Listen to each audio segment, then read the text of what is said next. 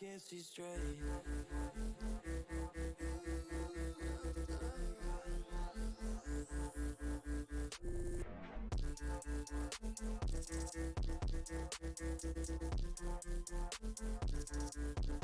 I can't see straight.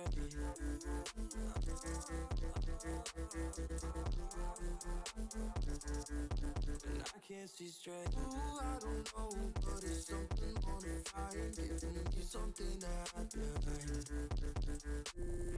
Ooh, I don't know, but it's something on the fire, giving me something that I blind.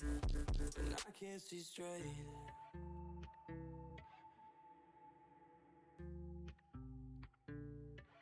When I can't see straight.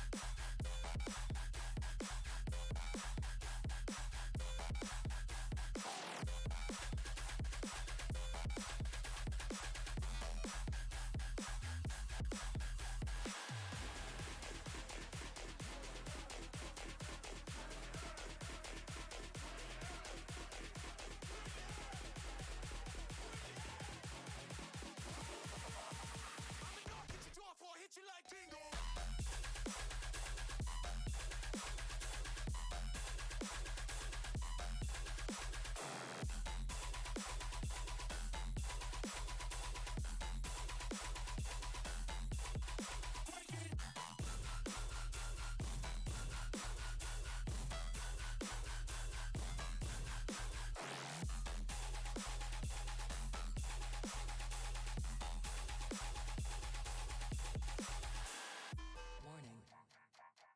Please evacuate. This is not a drill. Warning. Please evacuate. This is not a drill. Warning. Warning. Warning. Warning.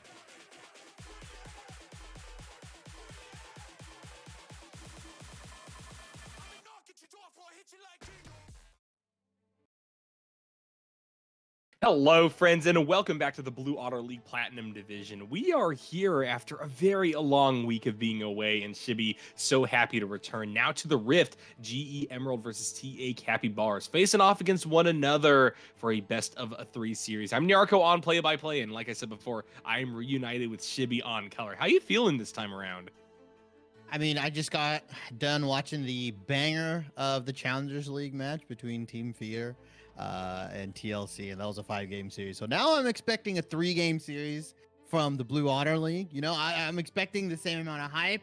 It's the same quality of teams, maybe not entirely, but I think we're gonna be in for hopefully a 3-game series. Both of these teams very, very strong, playing with their full rosters as well. So, you know, no E-subs, no loss of bans, nothing like that. And both of these guys just targeting individual champ pools here. TA Capybara, the Anivia, the Kane, the Yumi taken away. On Emerald side, they take the Aatrox, the Seraphine, and the Jarvan away.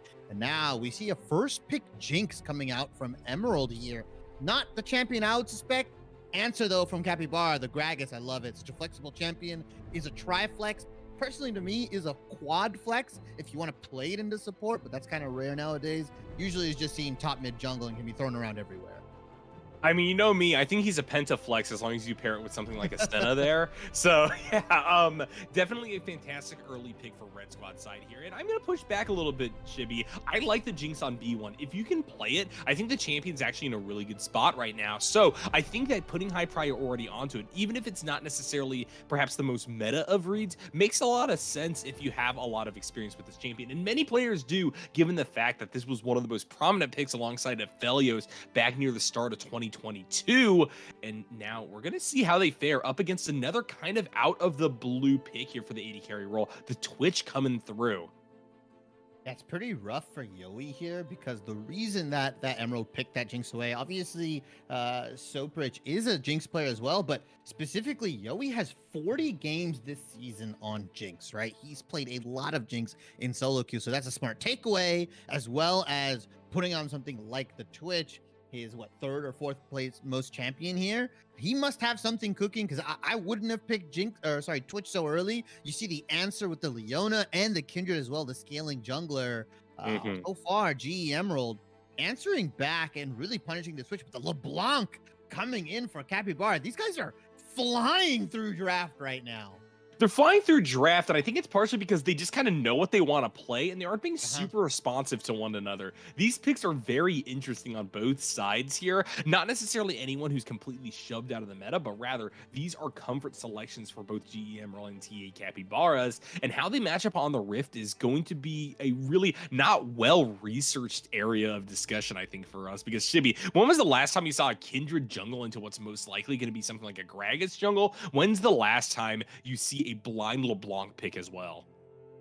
Yeah, well, they banned his Kane out, right? So I mean that's rough. He's 139 games in solo queue. Next champion is the Evelyn. He sees that there's a Kindred spot here because he has that dominant bot lane, can flip for that bot scuttle. If there's any sort of Gromp mark or Dragon mark, generally GE Emerald should have the move on that with a Twitch Thresh lane. Yeah, similar to Twitch Aphelios, or sorry, Thresh Aphelios or anything Aphelios or Thresh is paired up with that's a scaling ADC. Twitch kind of works relatively the same. He's high scaling, provides a lot of safety. And if TA Capybara's support is on point, right? If Adam is ready on the flay, can completely negate the Leona engage and kind of win them that lane, if not just go even here. But GE Emerald getting that power pick in the Annie, that's something I think has slid down in priority over the weeks just because of people are figuring out how to play against her. She's not that strong. She also got some slight nerves, and she's more or less being played in that mid lane role, not as much flexing the support role anymore. So she's just kind of lost priority.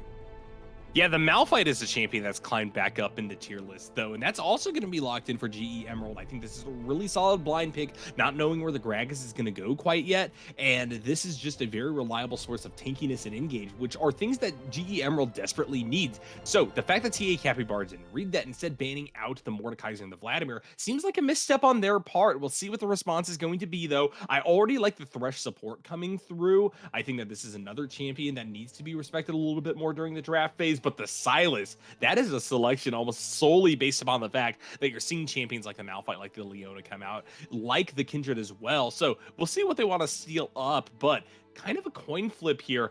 Definitely a dynamic draft as a whole. Could be Silas top, could be Gragas top. Both of those could flex jungle as well. It's an odd one for sure. It might be that Silence Jungle, something corny on TA Capybara side. Does have a couple of games on it in solo queue. Looks like 6 here, but he has a whopping 17% win rate on it. So maybe scrims are different. Maybe something else is different. Maybe obviously solo queue is not reflective of the champion here. I suspect it's going to be a Gragas top with the Silas Jungle and the LeBlanc mid. But you get such high Merc Treads value here if you're GE Emerald, right? MR as well. I mean, realistically, Twitch is the only AD damage that you have, or physical damage that you have, and it's going to take a while for him to scale up. He's not like the Zarya where he needs 2 items. Twitch realistically needs 3 items before he can really start doing some damage. You'll see Bork into Kraken, into sometimes Runins or the LDR. That's where he really starts hitting. His 2-item power spike with Bork Kraken can definitely hurt, but with the Leona, with the Malphite, with an Annie, with all these different ways for them to kind of get on top of you, 4 items is where you're really looking to kind of shine here. And we might even see an Immortal Shield Bow come out from this Twitch because of how much burst comes out from GE Emerald. I like their composition. Part of me feels Capybara got a little too cute here And it Yep. is very punishable. I feel like if GE Emerald need to succeed, it's how they play around this Kindred. Because classically, we see a lot of teams in all divisions, in all leagues, pick the Kindred and they don't play around it. They don't support it, right? They don't roam up to the mark and Gromp. They don't roam up to the mark at Raptors. The mid laner or the bottom lane doesn't help him out. And so this Kindred is stuck at 2 or 3 marks for 20, 30 minutes. And at that point, she's not really a champion. It's when she hits that 4 marks, which she can really start, Yeah. putting the damage in. At the same time, though, GE Emerald, besides the Kindred, have decided to draft order basically the easiest champions in every single role. Soprich maybe could have gone to something like the Ashe to be slightly more simple there for the AD carry, but I mean, Jinx is very easy to play. Annie Malphite, obviously, as well. Super easy. And the Siliona, all they got to do is target selection. They just got to drop that Solar Flare on the right person, and boom, you have a game going. So, with all that in mind, this is a lot of mental energy that can be presented by these 4 members to direct it towards Snake Venom 645. Try to get that Kindred ahead as you're talking about. And I think Shibby, that GE Emerald clearly come out on top in this draft phase because of it. Yeah, burden of execution. We always talk about it. You'll hear me say it, how easy it is if you pick this press R composition, this go composition, right? You said starting off fights with the Solar Flare. I mean, you just use the Unstoppable Force. You guarantee a Solar Flare, Yep. right? Or you use the Annie Q. You don't even need the Tibbers flash, right? You guarantee some of this CC hitting here, and all you need is Jinx and Kindred, kind of this pseudo double 80 carry composition here. It kind of allows you to just kind of maneuver these fights and really just get some damage in. It's not like GE is lacking on the carry side as well, Nope. right? Jinx, Kindred, high scaling, very volatile champions. Once Jinx gets a reset, it just keeps going. Whereas on the side of Capybara, they've got a lot of high skill champions. If they get ahead early, if this Silas, if this LeBlanc can start nuking Jinx or Kindred before the fights even start, you also have Gragas for this engage. That's where you really start to shine. But I feel like Capybara, the early game for them in that bot lane side, I feel like if GE Emerald just start stacking dragons really early on and playing with this bot lane of the Leona Jinx into Twitch Thresh, they can really just kind of blow this lane out of the water. I agree with that. I'm a little bit worried for TA Capybaras, but they have their power picks. They have a clear angle in that late game once the Twitch gets online. They will be shunted pretty far back in terms of their scaling because of the way that GE Emerald has assembled their composition, but get under TA Capybara can. I mean, this Twitch is probably going to have to pay the LDR tax up against the Malphite, right? They may have to pay that shield bow tax as well, as you were kind of alluding to, Shibby, but eventually this champion is going to spray and pray and really shut down Soprich if they find a good angle, if they have good vision control and the like. And those things are definitely possible given that you have the Thresh, given that you have the LeBlanc, these champions with great pick and cash potential. GE Emerald has to be careful making sure that their squishies aren't getting targeted before these big contestations can even begin. These are all dynamics that you have to watch out for. And so I think that both of these teams, even with maybe a slight favoring of GE Emerald from the draft side of things, are pretty evenly matched going on into this first round. And so with that in mind, Shibby, I think we should take a break, gather our thoughts, and get to the Rift for what's doubtlessly going to be an exciting series.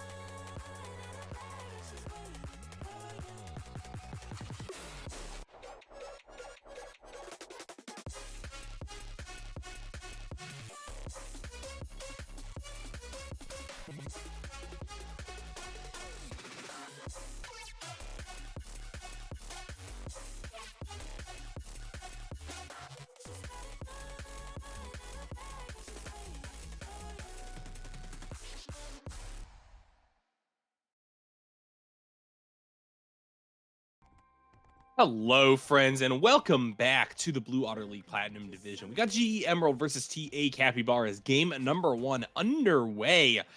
And Emerald, they are clearly expecting some kind of invade here from Adam on that Thresh, and therefore they're stacking S5 in this bush. Maybe Adam, looking to don't get do a it. gank right back.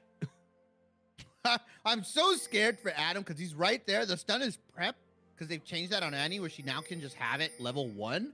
So she's skilled Q. She could just flash in on Adam, or if he steps a little too far forward, that Q range is so nasty here.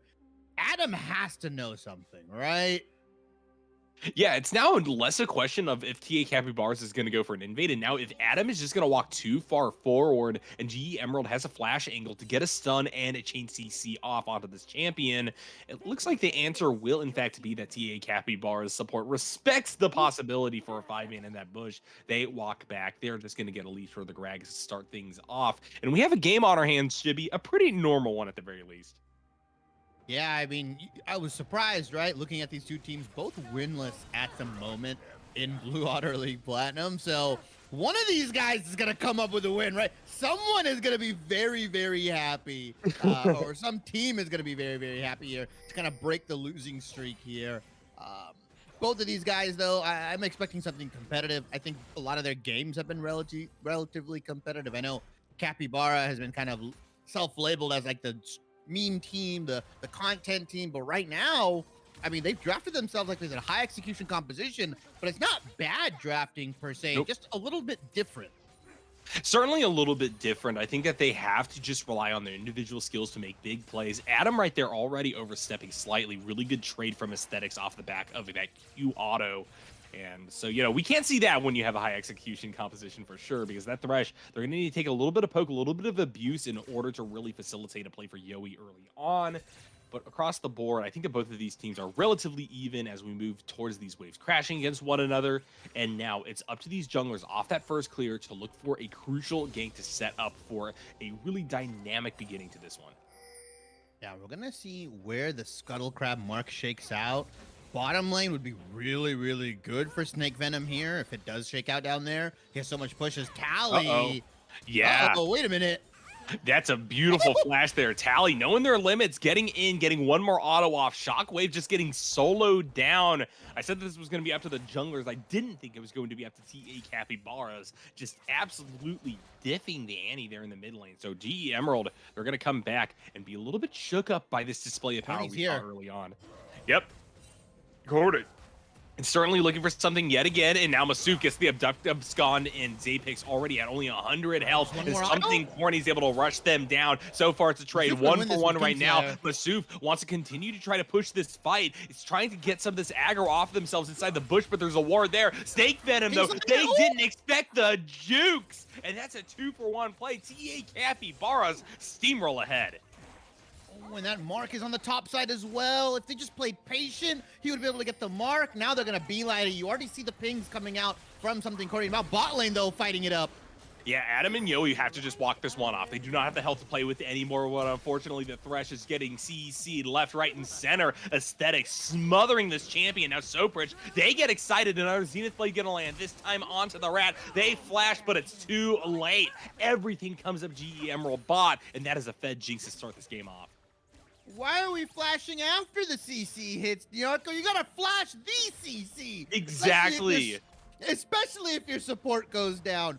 Being greedy with your summoners is not the move, especially into a Jinx Leona right now. The mark ends up going over to something cornier, so they deny that from Snake Venom. So far, the solo lanes are doing good, but we talked about this in the draft. Getting that Twitch so early, especially allowing yourself to be counterpicked by the Leona, it seems like Adam just isn't ready with the play, and so he's just gonna die. Twitch, unfortunately, he cannot trade back that early. Jinx rockets, Jinx attack speed, Jinx passive. He just trades so much better than Yowie. Even with him taking the non-combative sums of Ghost and Flash, you should never be looking for a fight. That being said, I'm going to editorialize here a little bit and try to defend Capybara's honor. That was a very hard Zenith Blade to see. I don't know if it's the skin or what, but Aesthetics, I think, they're cheating the system a little bit. You might need to look into banning High Noon Leona in the future. Skin advantage this, skin advantage that. As long as it's not I Blitzcrank, I'm okay with it. I think that skin is absolutely busted. There's Agreed, also the agreed. Fnatic. There's also the Fnatic Jarvan, right? You can't see the E come down, so you can't even react. Those two Mhm. champion skins are pretty busted, but Yoey is just looking to trade it. They've lost all agency in this lane. It is a Noon Quiver to what is a Vamp Scepter triple pop from Yoey. You Yep. should never look to fight. You should never look to push the lane. And look at Aesthetics just walking up with the W. Doesn't need to throw out any CC, and the respect is given from Capybara's bot lane. Smartly so. They just got to keep even in CS, and they'll be okay. Yeah, TA Capybaras from here on out just have to kind of put that lane away. Look elsewhere on the map. Masuf going for the all-in. So, in fact, they are looking elsewhere. And bullying Zapix is a great angle right now, trying to hold back the amount of tankiness that this Malphite can bring to the table late game. That's a fantastic dive in. And Masuf, in fact, gets that solo Bolo, putting the Rockman even further behind. Masuf, he has one game of Silas top in solo queue, and he lost it. Right now, it doesn't even matter. This guy, the Silas into Malphite matchup, looking very, very good so far. And now we're actually seeing Lantern? something corny pay some attention bot side of the map. It looks like they're going to go for a gank. There's the Lantern over the wall. Aesthetics Snake just dives Venom. straight down onto the Twitch, trying to isolate this from the fight. And Snake Venom here on the rotation is turning the fight around yet again for GE Emerald. Twitch is going to fall a second time. Adam already sent back to the fountain. Something corny can only absorb the pressure from the wave. And GE Emerald yet again turn around to play. Snake Venom knew something was up, man. He was in that bush for the longest time, waited for the Thresh Launcher to come in, and Aesthetics just really clean on this Leona engage, punishing this early R1, R2 Twitch to perfection here. Soprich now on the Jinx, 3-0. It's going to be up to Tally and Masuf to kind of keep that champion down. And we have a very split game right now with TA Capybaras dominating the top side of the map, while GE Emerald get the dragon, get all the control they want off of the Jinx Leona combo. So this is definitely going to be a wild one. I don't know if getting Masuf fed is going to be enough to answer back against the Jinx. Masuf is definitely trying their hardest to make it so that they can carry this team to the promised land. Great utilization of the stolen unstoppable force right there. Zapix has to respect this champion a little bit more, because right now they're hemorrhaging gold. And I think if you're Capybara, you just don't even go bot lane anymore, right? Nope. Cover the dive if needed. Don't force anything down there. Play to Masuf, play to Tali, get the Rift Herald, deny the Maras, because right now we're 8.5 minutes in, and Kindred has yet to get any mark. She's at 1 mark right now, and that's it. If you can keep that champion down into the mid game, into these dragons, then she can really just leverage that 5v4, because realistically, she's not a champion. She doesn't really do much. She needs that 4 mark power spike before she can really start impacting these team fights. Masuf is so far ahead, right? As long as he consistently steals the Malphite ultimate or steals the Leona ultimate, he can lock somebody like Soprich down. You have a lot of tools there. I would not try to feed that champion anymore. Don't give it any more attention. Corny should just focus on top and mid. And honestly, I think that you could even just send Adam up on a roam and just leave the Twitch alone. You know, they have to play pretty far back, obviously, but there's a chance you draw Aesthetics up. And I think elsewhere on the map, these supports are going to be able to impact lanes a lot more safely than what's happening bot side, where Adam is just getting run over time and time again. You get a hook down onto Shockwave 53. That Annie is so immobile that it's going to be difficult for them to get out, especially because we've already seen Tally doing a great job in the 1v1. That being said, Masuf maybe in a little bit of trouble here. They are getting pincer, but Snake Venom, level 6, 2 levels down. He's going to have their Lamb's Respite stolen away from them. They go invulnerable for a little bit, but the heal, the Masuf plays off of that. They get a kill in the 2v1, and now here's the cavalry. The roaming up like we talked about, getting a great hook off. Masuf gonna dive in for the killing blow. They go unstoppable. Masuf does not like sharing, Niarco. He's like, no, no, no. I'm a single child. I want all the kills. Doesn't give anything over to Corny. Doesn't get anything over to Adam. Bot lane will pay for that roam. You see Yoey just chilling in the back, but they're going to get top turret from Masuf. They're going to get Rift Herald. They're going to get so much more off of this. And what a tale of two carries it has been. TA Capybaras have to find a way to pivot Masuf out of this top lane as soon as possible. Targeting the Rift Herald is a great way of doing that. Trying to get that turret down low quickly. Thresh trying to set up something versus Snake Venom, who has returned back to the map. Good hook there. Tally going to follow the Lantern on in, and now this champion is caught out inside of the Dragon Pit. They have their own ultimate to activate here. They're getting taken low, but same thing can be said for the side of TA Capybaras. Tally taken out by Soapridge, who gets excited. Fantastic follow-up as well from Shockwave, rotating in, stopping any chance of escape, and that's why Bot lane was missing, Nyarko. You don't need to force that, especially when you have your top side winning so hard there. You give Jinx another assist goal. You give her more reason to get more and more fed. Soapridge will be able to run away with this game, right? Masuf has to steal a Malphite ultimate, has to steal a Solar Flare for them to get in onto this back line. But if Jinx is playing smart, if she's stacking the lethal tempo with the rockets, it's really hard to get in here. Giving kills, giving gold over is not the move here. Don't force anything. Bot, just play to mid-top as always. Yeah, while all this was going on, you could have been looking for another play topside of the map. Kills Apex yet again. Dives definitely on the table at this point in time for Masuf and company, right? From there, you look for something like a Rift Herald drop. You take that tower. Now, you can move Masuf to the mid lane. And hey, all of a sudden, you have the ability to contest the dragon, even with Soapridge being super fed. But the fact that you see a re-emphasization of this bot side of the map and GE Emerald just pushes in, is able to collapse back down on a disrespectful TA Capybaras, it's leading to a much more fraught game state than I was expecting, given the fact you have a 5-0 Silas at 11 minutes.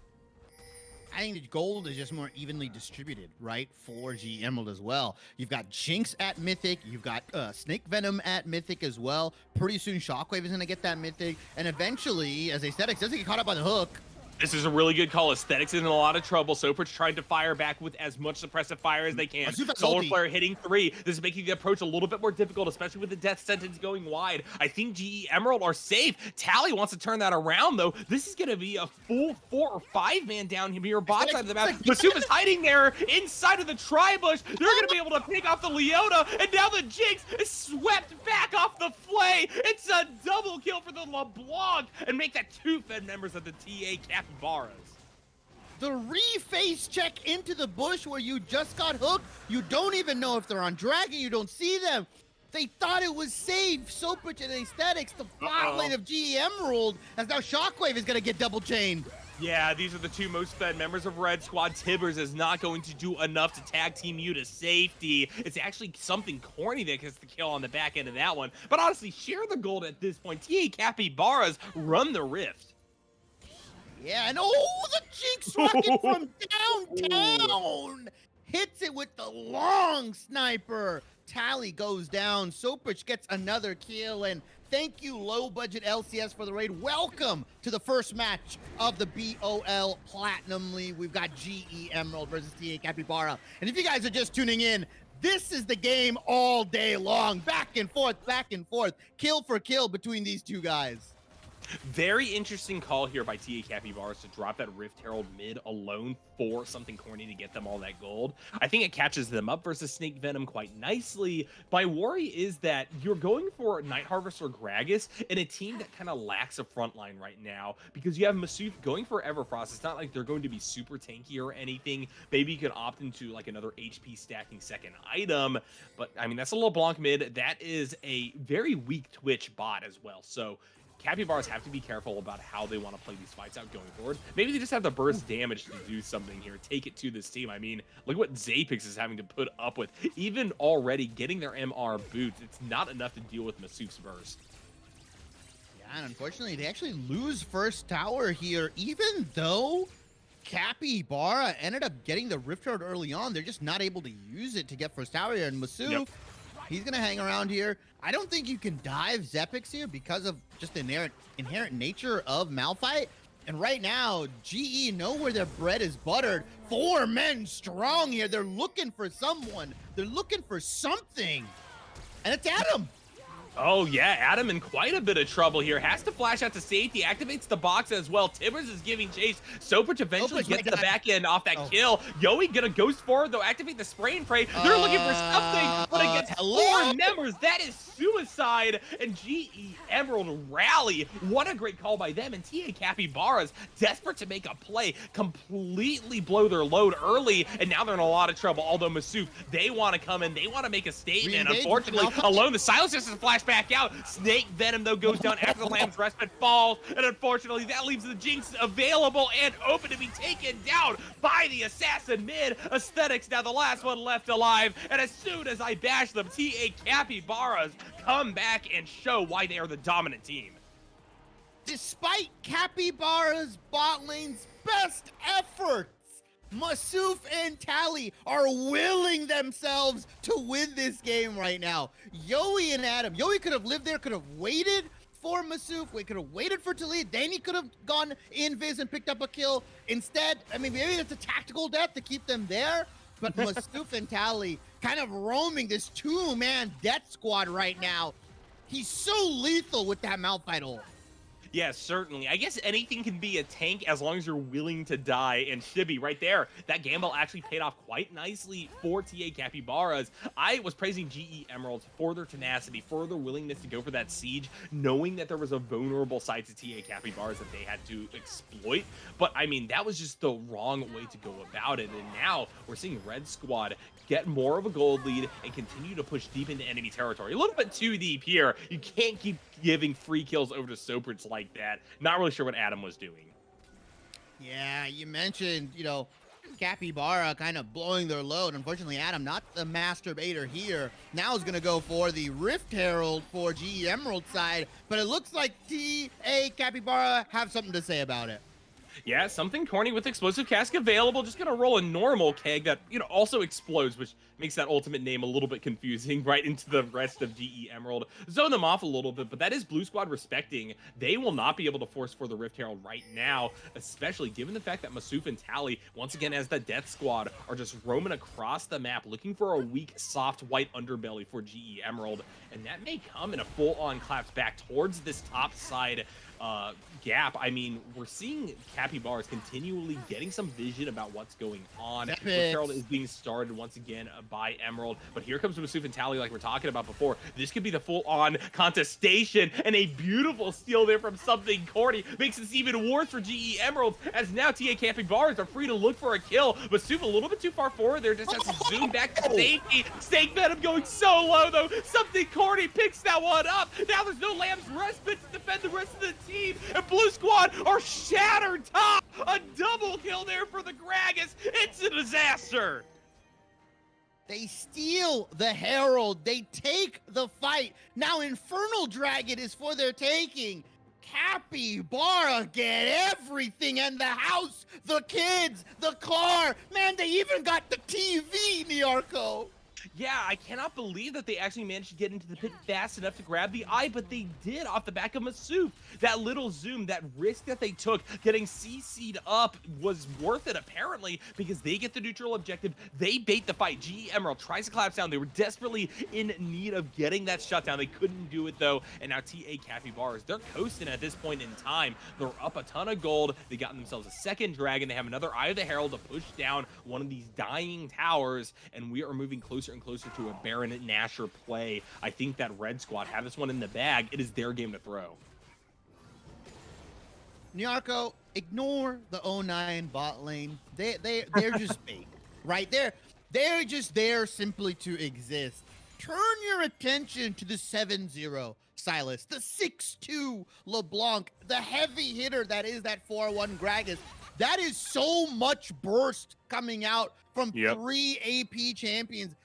See hero, kill hero for them, right? If Masuf steals the Malphite ultimate, it's pretty much game over for Soprich, or Shockwave, or Snake Venom, right? These Lamb's Respites are just not enough, because there's so much follow-up, right? And if none of that works, you have Yoey spraying and praying into the bat line. Adam has died 6 times. He can die 7, 8, 9, 10, 11. It doesn't matter. It's Masuf and Tally running this show right now. Yeah, and Adam doesn't even die there. They just flash to safety. Soprich needs a little bit more engage, a little bit more follow-up for them to fully pop off during a fight. The problem is you're kind of a chain killer as a Jinx, right? You need to get your passive Mhm. activated to start running wild during a team fight. Oh, TA Capybaras don't give you the opportunity a because lot of their ideal gold. fights are over in 5 seconds. And that is a direct injection of gold into Musuf's veins, right? The tier 2 in the bottom lane, tier 1 mid also going down. Tally feeling himself a little bit, but he's A-okay. He's gonna distortion back, gonna get the turret. And did you see how much that full combo did to Snake Venom?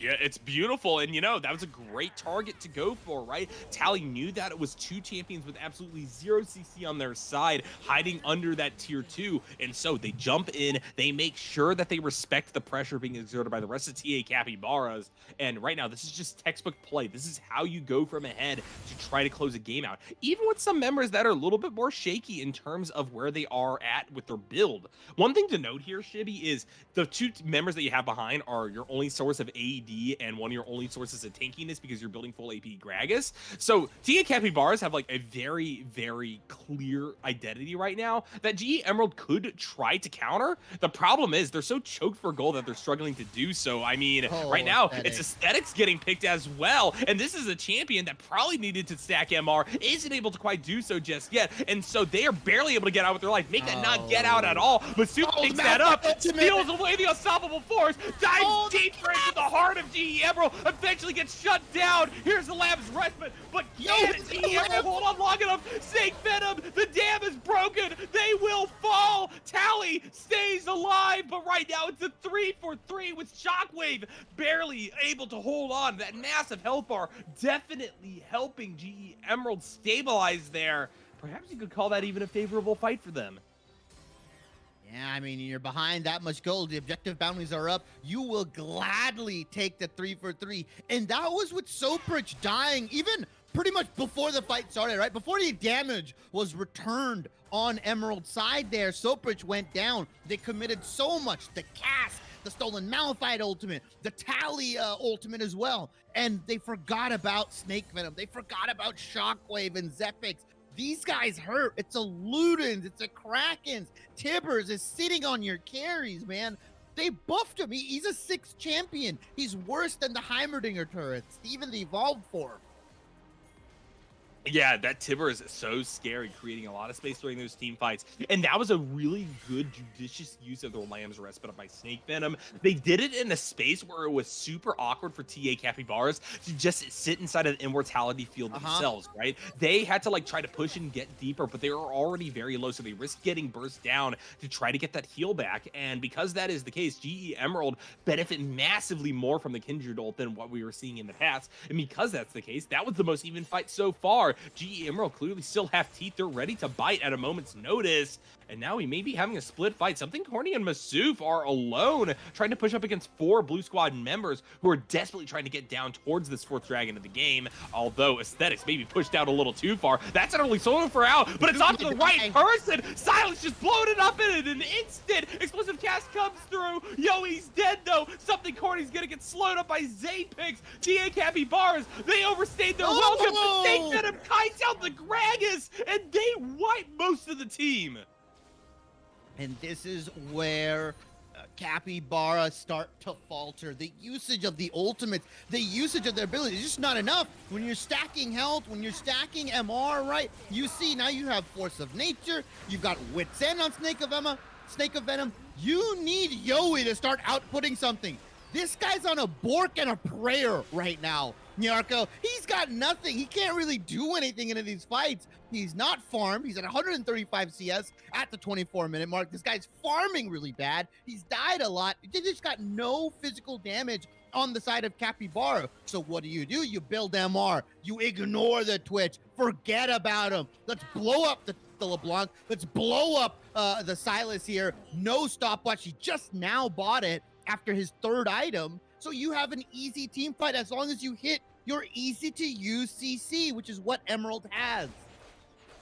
And now you could really begin seeing GE Emerald playing for Soprich. 7, 4, and 10. We didn't talk about this Jinx for a while because TA Capybaras were absolutely obliterating GE Emerald in those 5v5s. But now that some of these other members of Emerald are able to walk up, work as CC bots, work as zoning tools, TA Capybaras have to fear this Jinx. And now they have to fear the pick potential that this squad has. Beautiful solar flare there. And Sobridge, they pick that kill up. Now Tally is in the wrong spot at the wrong time alongside Masuf. So LeBlanc tries to dive in, but they're completely alone. And now Zapix has been holding on to the unstoppable force. They're looking down onto Masuf as well. What is going on, Shibby? That's a triple kill for GE. Annie has a visual indicator on her stun, Nyarko. What did Tally expect to do when you distort into the one champion on their team that has a point-and-click CC ability? Adam goes flying in, the sacrificial lamb. I mean, this play calling, this champion usage, I'm just as confused as you are, man. Yeah, Call My Flabber completely gassed it. I don't know what Tally and Masuf are doing. You have the responsibility of carrying this team on your backs, and you decide to go in 1v1 into a team with all their ultimates up. GE Emerald very deservedly take this big purple worm, and they can actually look to really push this game deep into its ending phase. You smell that, Nyarko? It reeks of desperation for Capybara. That's what it is. Yeah, it's so weird too. Why are they desperate? That's the real question at hand. Oh no, Tally, they're about to get picked again. They go gold and something corny is here. Masuf coming in as cavalry as well. But the LeBlanc thinks that they should just push even deeper. That does get the Lamb's respite out. But look at Aesthetics riding in the Zenith Blade. Soper's able to follow up. Now they're excited. They're gonna get the double kill onto something corny from a football field away. GE Emerald, what beautiful composure. They held themselves through the doldrums, through the tough times, and they come out the other side fed as all get out. And what do you do now if you're Capybara? You went for this early game burst build, right? No Roa on the silence, which I'm typically not a fan of, but if you're so far ahead, it actually is worth it because it'll stack so early. I don't even think they're gonna kill Zepix, man. He's got Force of Nature, he's got the Frostfire Gauntlet. Yeah, hook him. He's just gonna walk it out. Yeah, that's so disappointing, right? It's like seeing the glow up of the kid you bullied in high school. Now, I wasn't a bully, but you know, I imagine that's what it feels like for Masuf, right? Like this champion went from getting killed like 3 or 4 times solo in lane and getting 2v1'd against all the way up to just basically being an unkillable pick machine. And oh my God, Aesthetics, they just have that solar flare up so much. You can't blind check a bush like that, something corny.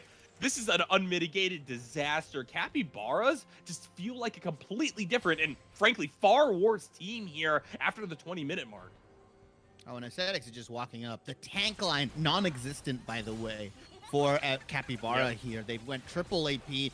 Gragas went for the one-shot build. So you, even if you're a Thresh, you can't walk up. Because you went for Shirelia's, how do you face check in the darkness? You just don't. And now they can just lay siege. It doesn't matter if you hook anybody. You've got Jinx rockets. You've got so much damage coming out. Adam is just going to get disintegrated. He's going to get split open, man.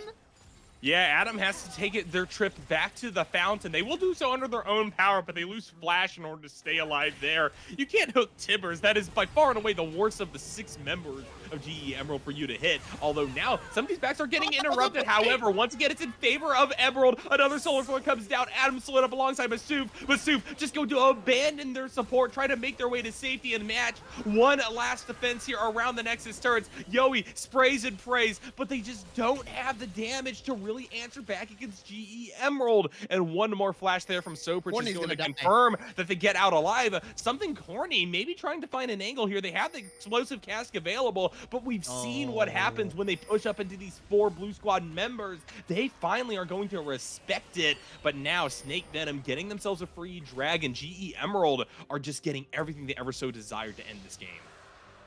Yeah, Baron is up in 2 minutes. I have to believe that GE Emerald, they won't risk the push.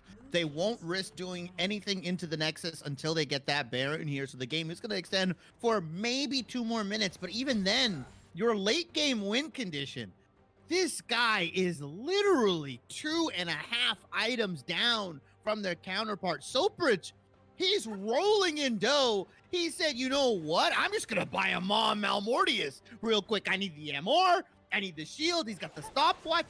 Even if they land the perfect combo onto Soprich, he's got so much shielding, so much survivability. And oh, wait, we forgot. There's a Kindred that's fed on the enemy team, right? Yep. He's got the Kraken, he's got the Black Cleaver, the Wit's End. He's at 7 marks now. Like, he is more than just a champion. He is evolved, right? He's perfect cell levels of execution here. GE Emerald, they are just going to walk it in is what looks like what's going to happen.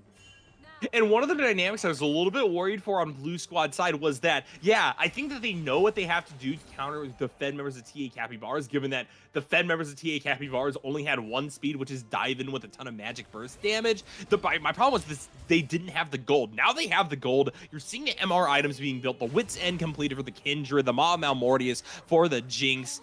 I'm not really sure, like, to what extent I like the Thorn Mail off of Aesthetics, but I guess it does cut off Masuf's ability to heal, right? So those are all things that are targeting the members of TA Capybaras that can actually make a dent in this game. Yowie still hasn't gotten a kill. They're basically useless, and that means GE Emerald, they can now siege for days, perfectly happy with absorbing a little bit of poke damage. You could replace Yowie with the caster minion, and he might do more damage, right? That's just literally what it is right now. It's 0-5, a Kraken Slayer Bork. Like, this guy's just not going to be able to do anything. He's so far behind the damage curve right now that GE Emerald, they are just comfortable walking into any CC. Yeah, and right there, they're eating hooks like crazy. As long as they have a wave with them, they can continue to push, continue to siege. Another inhibitor has gone down now. I don't think Capybaras will be able to even walk up and contest this Baron Nashor that has just spawned. GE Emerald getting everything that they ever wanted.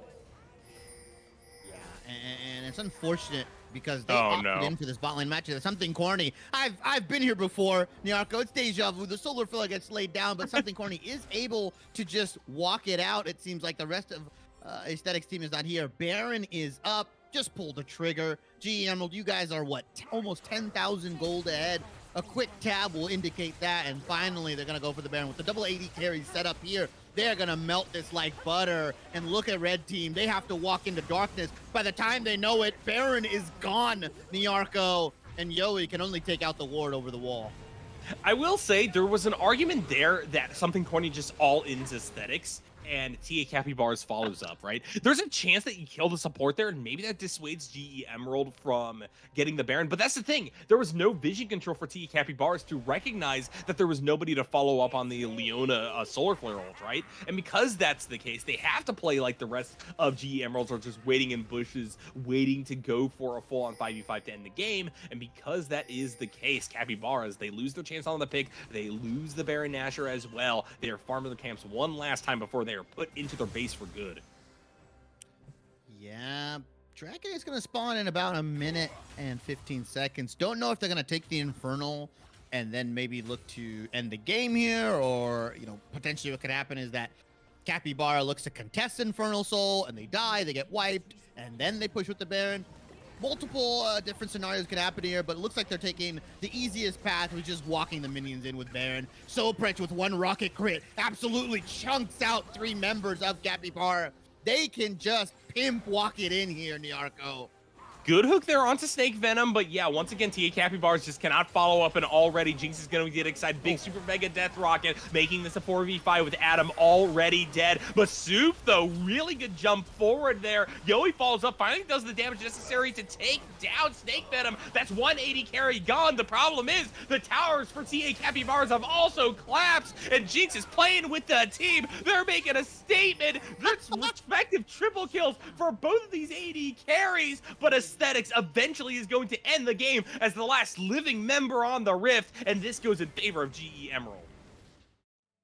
It took them 34 minutes. It took them a little bit of time. Their bot lane was ramping up, but they get the Baron, they get the kills, and they get the Nexus here. GE Emerald take game 1, which was back and forth in the early game, but then you just saw the compositional advantage coming out from them. They had a very well-built comp front to back, easy to execute, no frills kind of composition here. So GE Emerald able to execute. They take the win, 17-5 on Soprich, 40k damage, by the way. Yeah, I mean, if you got to carry a game, sometimes it's just a matter of getting the rest of your team to a point where they can support you to do so, right? The thing with TA Capybaras is that they were in much the same situation, but Yoey and Adam were just never getting online. While on the other hand, Zapix, they held on for long enough to just become an unstoppable force, not only with their ults, but with their whole bodies. Snake Venom also stabilized after a pretty difficult early game. Shockwave 53 proved their worth with those big stunts to stop the Dashy Dash Atali and company.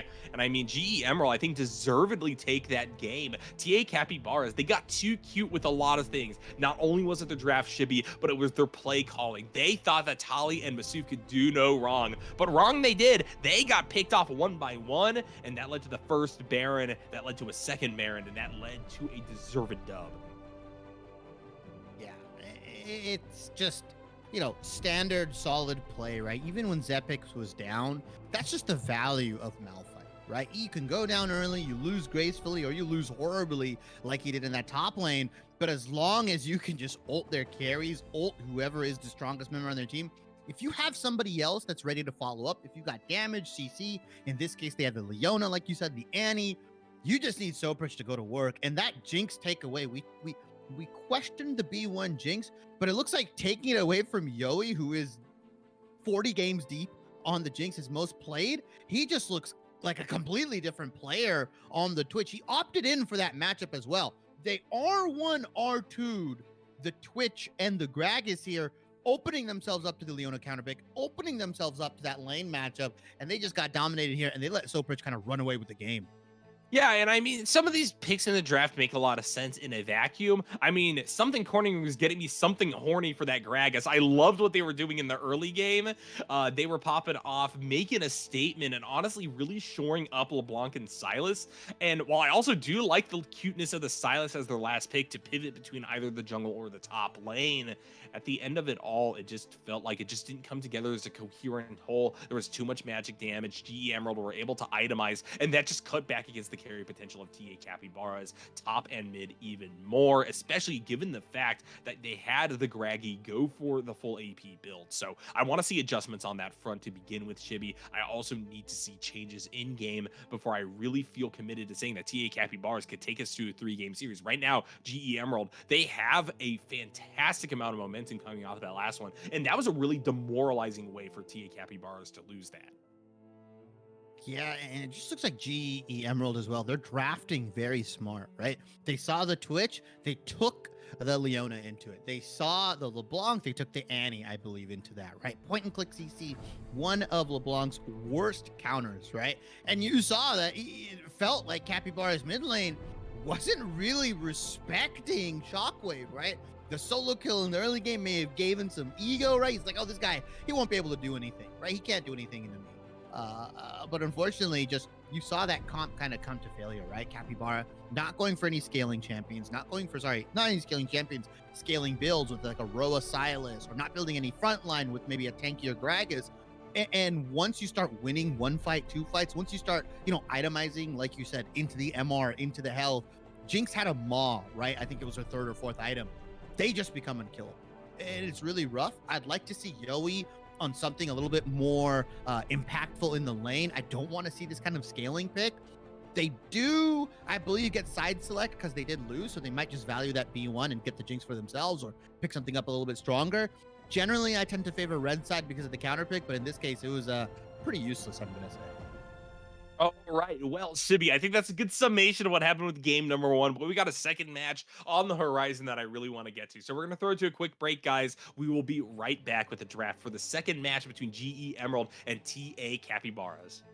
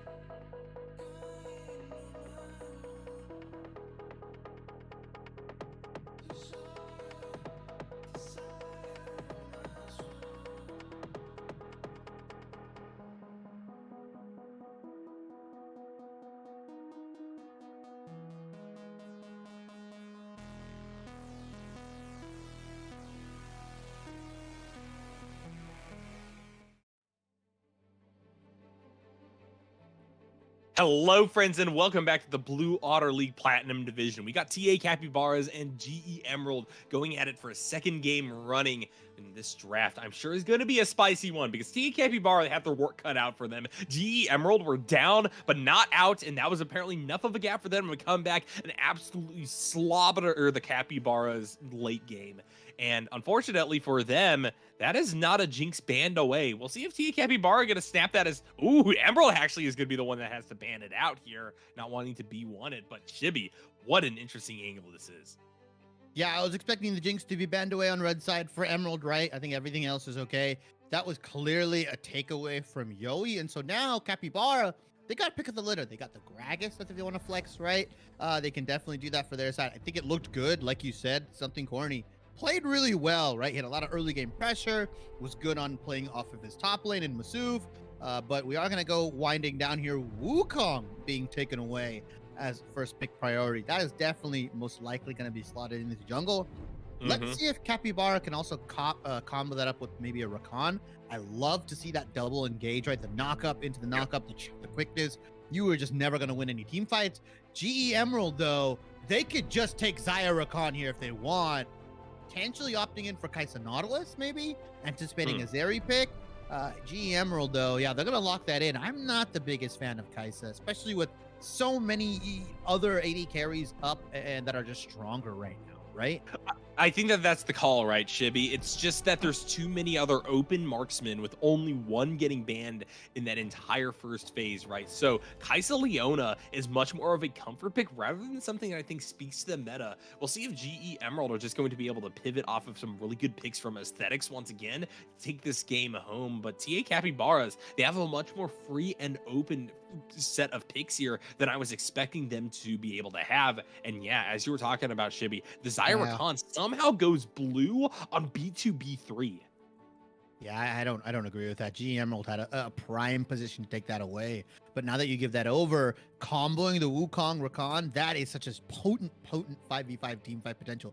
Xayah, super safe, right? With the ultimate. Good luck landing a Zenith Blade or a Solar Flare. Even when you go in, good luck walking out because you're going to get rooted. It is absolutely disgusting. So now GE Emerald has a choice. Do they opt in for the all-in? Do they stack more CC to try to lock down the Xayah? Or do they go for something more poke-orientated, right? With their mid lane? Do they go for something a little bit more disengage heavy, right? They opt in for the Sejuani. No Grag is still being taken away here. So GE Emerald and TA Capybara, both junglers, both support and AD carries locked in here. So we're going to see some solo lane attention in here. GE Emerald opting in for the top lane. Capybara taking the Annie away. Didn't do the craziest in lane for Emerald, but out of lane with those team fights, the Tibbers were just insane. Yeah, for sure. I think that the respect ban of the Shockwave makes a lot of sense. Even though we didn't really get to highlight the Annie a whole lot, GE Emerald was using this champion to set up for really big plays, getting Soprit super fed. And so one part of that equation, the other part of the equation being aesthetics, at least knocking away half of that is going to be valuable. I think T Capybara do the right thing by banning it there. They also really don't want that Vladimir. We saw that ban from game number 1 as well. But that does leave the Mordekaiser to get freed up and picked. Very interesting to see that GE Emerald are going to reserve what seems to be a counter pick for mid rather than top. Yeah, and I think just given what happened, right, I don't think counter pick for top lane is going to be that relevant. We've seen it. I'm on a low econ kind of character with the Malphite. Mordekaiser kind of functionally works the same in terms of he's just going to take somebody out of the fight. He's going to do his thing. He doesn't really, win any hard matchups, but as long as you play him right, as long as you play him correctly into these areas, you should never be down super early as well, right? He's gonna come in, he's gonna ult the jungler away, you secure the objective, and you win the 4v4. Ideally, you want to take the Wukong out of these fights so they can't follow up, so you only have the Rakan engage. Talia, though, being blinded opens you up for a counter pick, but instead they're just going to take the Lissandra. So GE Emerald kind of going on the full defensive here. They remind me of like a giant baseball glove, right? Trying to catch what Capybara is throwing. And I'm not the biggest fan of what GE Emerald has done with this red side draft. Shibby, this is not super responsive once again to what TA Capybara are doing, but beyond that, I just think that there's a lot of losing lanes here and a lot of difficult pathways forward for them. The Lissandra Talia matchup is kind of even, I would say, but Talia outscales the Lissandra and I think actually has better pick potential if you have any amount of CC on your team, which TA Capybara clearly do off the Rakan and Wukong. And meanwhile, GE Emerald, they are going to, yeah, be a little bit tanky with a Leona Sejuani. Mordekaiser may be able to isolate one of these big carries on Capybara's side, but I just don't see this as coherent of it and as easy to execute of a composition as they got in game number 1. Capybara is deceptively tanky, right? They don't Mhm. necessarily have a clear cut, oh, here's our Sejuani, here's a Malphite, here's a Leona, but they've got Wukong, who's really tanky with the Divine Sunder plus his passive, right? You've got the Darius, who builds pretty beefy. You've also got the Rakan, who's providing shields, who's providing heals, right? They're not tanky in the traditional resistance sense, but they've definitely got a little bit of meat on their bones. And in all honesty, they're just going to output more damage, right? Wukong, Yeah. Darius, Talia, Zaya, right? Depending on what you define as pick potential, Capybara, they have better ways to split the team off from team fights. They can pick and pull kind of these compositions, the Talia wall with the quickness with the Wukong. Lissandra, Sejuani, Mordekaiser have a lot of single target damage. Even Kaisa, right? The ultimate file, you single somebody out, you launch the Q in. GE Emerald have a traditional pick composition where they can find somebody out of position and take them on. But Capybara, man, if you fight them in a corridor, if you fight them at Dragon, if you fight them at any sort of wide open objective area, they have so much AoE CC that it's going to be so hard for Emerald to ever kind of walk in. I expect this Lissandra to be ulting herself quite a bit in this game here, Yep. just to kind of survive. Yeah, and then you're in that awkward position where you ult yourself, and then the Talia just sets up WE combo under you as soon as you get outside of the stasis, and that never feels great. So, yeah, I think that Capybaras actually have this one, and this is a bigger draft difference than what we saw in game number 1. And I think that game number 1 was a game where we saw TA Capybaras get hoisted by their own petard and actually lose off of their selections to a degree. Here, this looks even more damning, but this time it's in their favor versus GE Emerald. Yeah, I think what Emerald can do here, right? If their bot lane has a similar performance, right? Because Rakan and Leona can be kind of rough. Because if he W's in, you have that Q ready, Yep. you have that kind of counter pick ready to go, where you can kind of counter CC, burst him out before he can hop back, and he's just going to lose that trade every single time, right? Alternatively, what you could do is you could Zenith Blade Zaya after you Q the Rakan, stop that damage from coming in, and then your Kaisa just has free reign on the Rakan while he CC, can stack up that plasma passive and really just short burst trade against him. So I think this bot lane is going to be a lot more skill based than what people are expecting here. Obviously, you've seen Zaya Rakan kind of do work across all leagues, pro to amateur to everything else. But given the rank we're at, given the skill level of these players, I could easily see GE Emerald's bot lane kind of just taking this the way they did game 1. Yes, Capybara has better tools. They've got a better, early game jungler. They've got a lot more tools to kind of scale into the late game. But if they give up 3-4 kills, they give up that bot lane once again, you can see the early dragon stacking. You can just leave Mordekaiser on that island and you just start chain diving with the Lissandra, with the Sejuani. The target lockdown is there. They just have to move with it across the map and really just pick somebody and say, hey, we're going to kill this person right now. And because there's so many things going on in this draft, I didn't even get the time to celebrate that Talia is going for Talia. Good on them. I am so happy to see this champion take to the Rift. I am always kind of shifty about having Talia in coordinated play. I know that she's picked by the pros. I also know that she oftentimes underperforms. I think that her mid-scope update has really kind of ruined what I love about the champion to a degree, but we'll have to see how it performs here. I think that this is a great setup for them to really do some damage and really show the strength of this champion, because they're not only going to be able to match Lissandra's early roams, but as I alluded to before, they are going to outscale this pick quite a bit. And so with that in mind, these dynamics all coming to play on the Rift here make me very excited to get in for this game number 2, because we may have a 3-game series on our hands, Chibi, and given how explosive that first match is, I really hope that is the case. We're going to throw to a quick break, guys. When we return, it's going to be for the second round of the night here in the BOL Platinum League.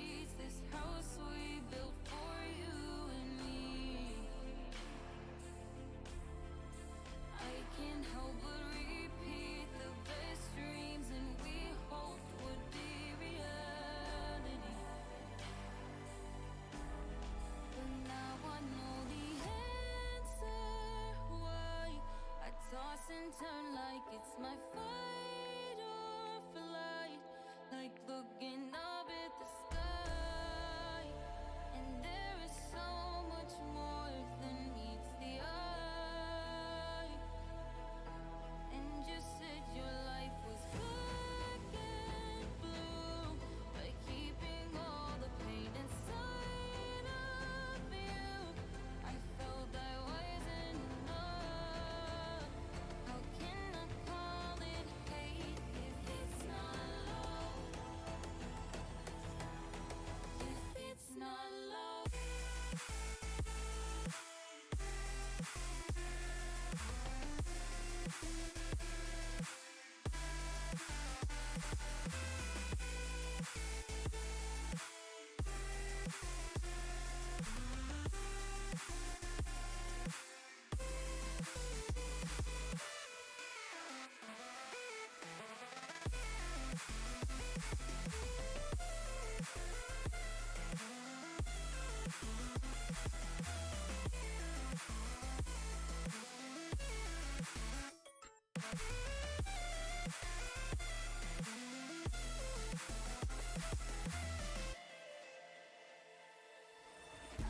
And I know it's not perfect, but I'll try to fix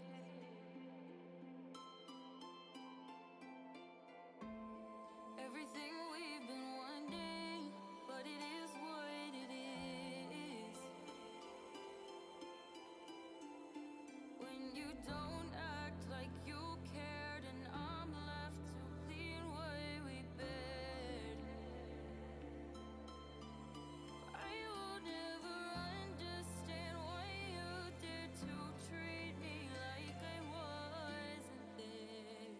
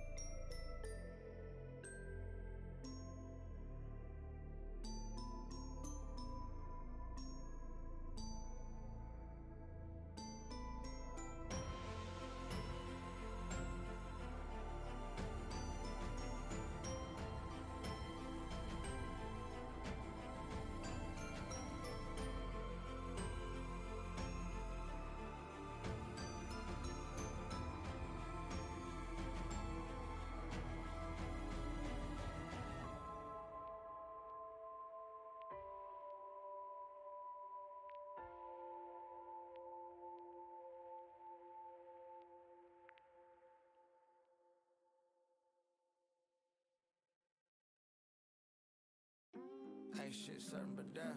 To make it out of here, take a certain finesse. Die trying to earn him a rep. It's cold to the shit, you gotta learn to respect. Really, I turn up for less. Like who now? It ain't even worth it to guess.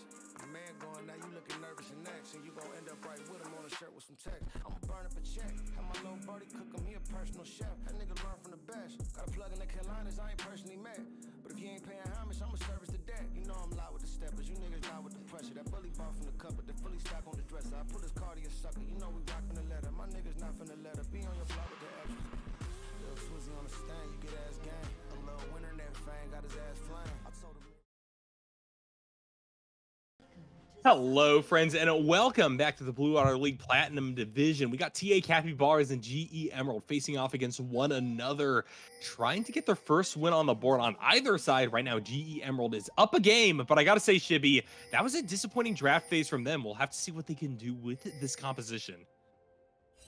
Yeah, I mean, we've kind of hemmed and hawed at the fact that they went the Sejuani, Lissandra, this kind of low damage composition here. There is a lot of Everfrost value for Shockwave if he opts in for that, right? Mhm. Typically, we've seen the Lysses go Leandry, sometimes I've seen Ludens, but just depending on this kind of, triple melee composition coming out from Capybara, you could get a lot of value from Everfrost here. Also, I think the tankiness coming out from their front line, GE Emerald, they definitely have a way to win it. It's going to be through attrition. It's going to be through, smart target selection, right?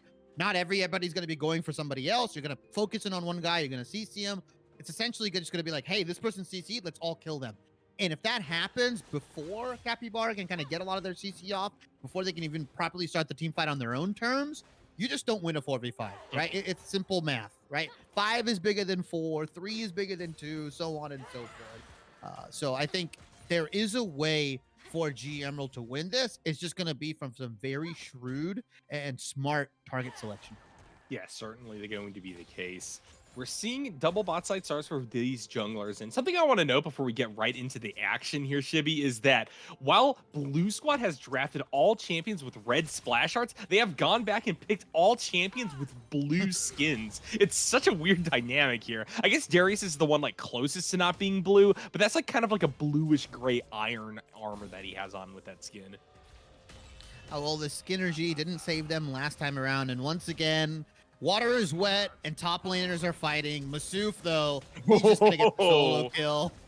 Yeah, unfortunately, without the Malphite available for Zapix, now we're just seeing a lot of weaknesses being exposed in the way that they're able to play this lane out. They just cannot deal with the aggression that Masuf brings early on any of their champions. And, the Darius lock-in makes a lot of sense for TA Capybaras, already paying dividends with that solo bolo. Zapix is on an equally kind of, island type of top laner, right? Low econ is probably not the word you would use for Mordekaiser, but he just kind of exists as an ult bot, really. You take the jungler out, you take the mid laner out, and you just kind of keep them in there while the rest of your team fights. Might just have to end up opting in, ulting Masuf here and kind of dying in the death realm, but if you can take him out of the fight, let your team clean up afterward, it's fine. We're going to see how Zapix kind of handles this lane, because he got spanked last time around, and that was the Silas into Malphite here, where he was still useful. Mordekaiser doesn't have a big team AoE ult. He doesn't have that impact in team fights that you would think, so he's going to be a lot more useless. Yeah, and it's unfortunate because you can't really low econ a Mordekaiser. Even the tankiness that they build, you're really reliant upon your items rather than any of the stats boosts you get from the items to be able to work as a frontliner. And Snake Venom already fulfilling that role kind of means that now your need to do damage is redoubled, and it's just going to be super awkward if you're this far behind so early on. Ooh, a little bit of a deep trade bot side of the map. Adam goes in with the Grand Entrance. Aesthetics decides to ride the Zenith Blade back, and in doing so, they get poked to about half their health. Yeah, that's really weird because Aesthetics didn't have the W active when he Zenith Blade Zoe here. So he just takes a whole crap load of damage, right? Unable to mitigate it. And we said what you could do is once the Rakan goes in, you Q, then you Zenith Blade Yowie, but you have to make sure your Aftershock is going off. You have to make sure your W is up so you don't just get traded back like that as Zepix. He might just die here. He has flash. No, he's fine actually. I lied.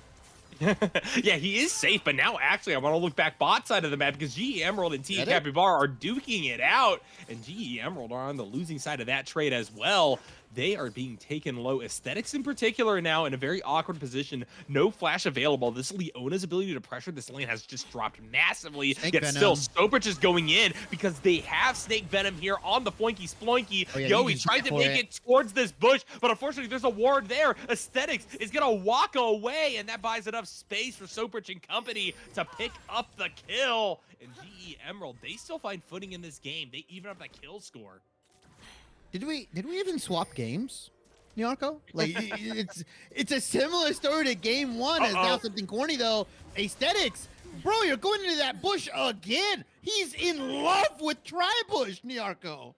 Yeah, aesthetics. We've already seen this kind of over-aggression in game number 1 when they were playing the Leona. We were remarking about how they were very killable when they were setting up that solar flare versus something corny near the second Baron Nashor. It was just a matter of vision that allowed for them to go for that play without getting punished. Here, that is not the case, right? Something corny's right there, and they just blow the Leona up in an instant.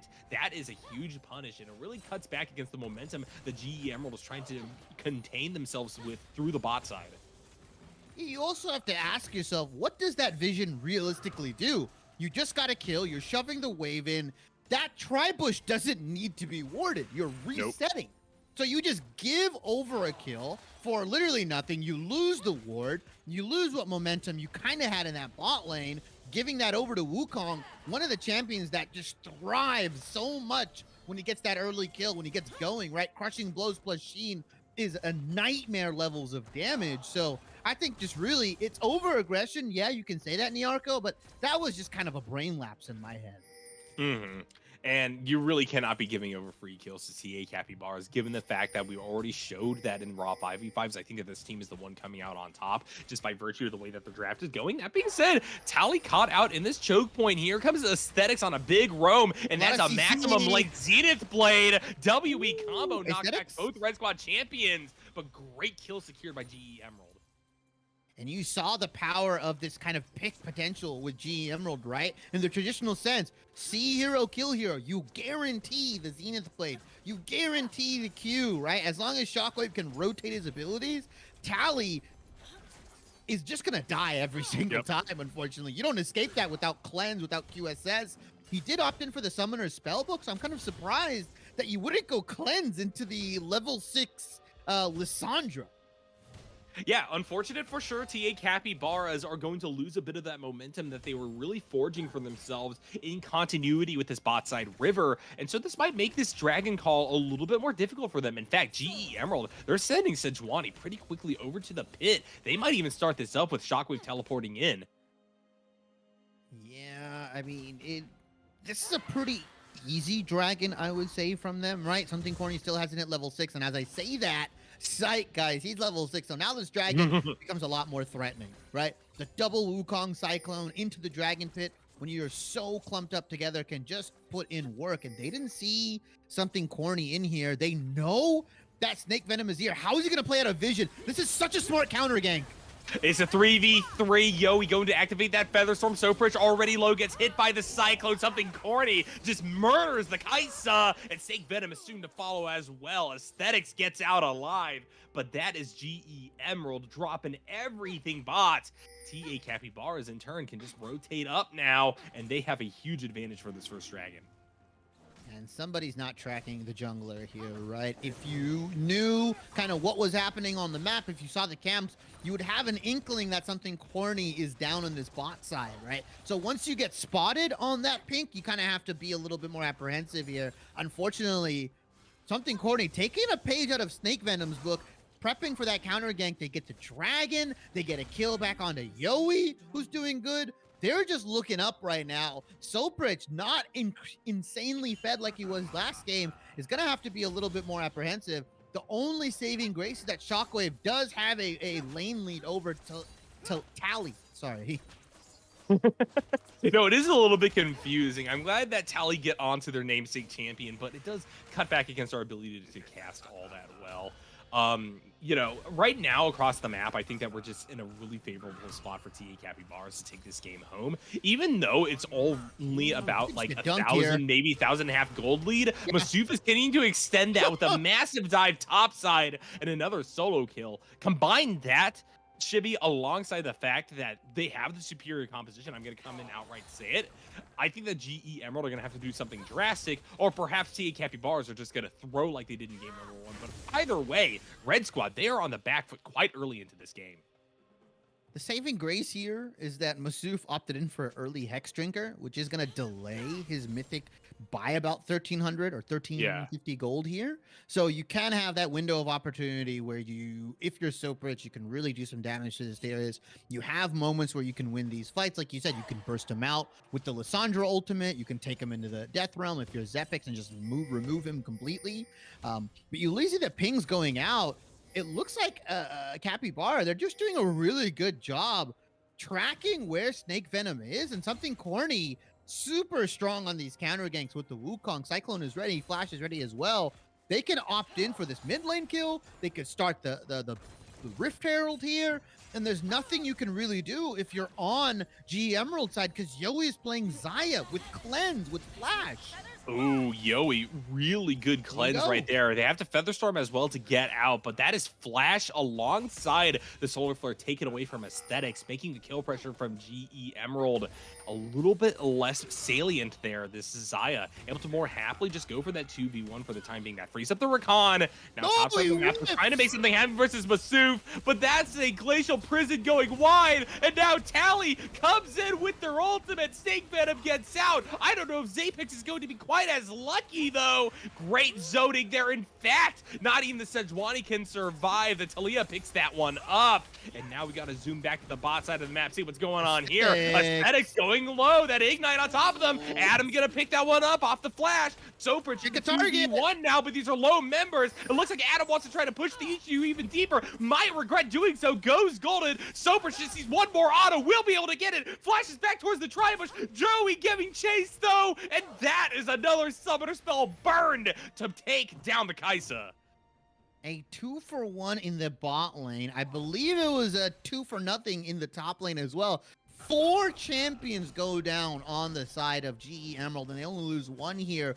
Masuf is looking massive. Something corny is looking massive. And now Talia also getting a kill for themselves here after they got solo killed in the mid lane here. The composition strength coming out from Capybara, right? They are 3,000 gold ahead. And if you're behind on a composition like Emerald, you don't have any late game insurance. You have to get this pick potential. If you're falling behind the damage curve, you will never get the opportunity to kill somebody on the side of Capybara because they're just going to get stronger and stronger. They get more ahead. They're going to start building defensively. It's almost like a flip of game 1 where Emerald just got to this point where they were so tanky. There's nothing the carries of Capybara could do. And just as a quick correction, Shibby, somehow Zapix got out topside, but that's still a 3-for-1 cross-map play there for the Capybaras.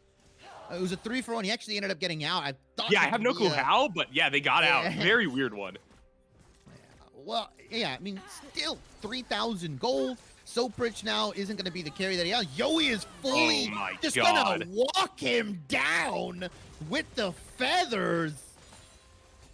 What in the world was that? Soprich just could have stood still and tried to auto a champion with an ability to go intangible for a few seconds. That is never going to end well, and TA Capybaras will just benefit from another kill going back towards Yowie. He didn't even have his ultimate up, right? Killer Instinct was not even close to coming up, so you couldn't, go for the outplay, the dodge on the recall. Yowie crucially used that early Featherstorm when they went onto him, so it was back up by the time all the kills happened, by the time they reset to lane. Just using that ability advantage to his liking here, extending that gold lead to 4,000, and it just looks like GE Emerald, they're just desperate for a kill, desperate to make something happen on the map, and they're just not using their brains. Nope, not at all. GE Emerald, I think that the scrappiness, the resourcefulness we saw out of them playing from behind in game number 1 has just completely evaporated. Now look at this, Zapix really far forward, disrespecting the Darius, thinking that maybe they could take them in the Death Realm. I mean, that's another free kill. Capybara is just so far ahead at this point in time that I'm not really seeing a hope there for Red Squad. And now Soprich is caught out. That's a great Cyclone. They flash over the wall. Aesthetics is going to now be the target of Blue Squad's ire. Capybaras get on in off the back of the grand entrance. Yowie goes on a rampage because of that. Tally finally going to get run down here. I think maybe Snake Venom and Shockwave can do it, but here comes something corny back on in to disrupt the rest of Red Squad. They will not be able to find a direction back towards the river. Snake Venom caught out in this choke point. Now Yowie going unstoppable off the back of a few more autos. Disgusting play all around. TA Capybaras, they know their limits and they're playing towards it. As now Soprich has got to back all the way to that tier 2 tower in order to ensure that they stay alive. Yowie was tuned in to the broadcast, Nyarko. He heard us talking smack about his Twitch play, and he said, all right, I'm going to show you something.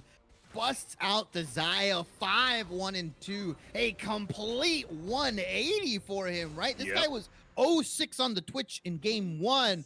just completely stomps lane, right? Gets the counter pick for himself, right?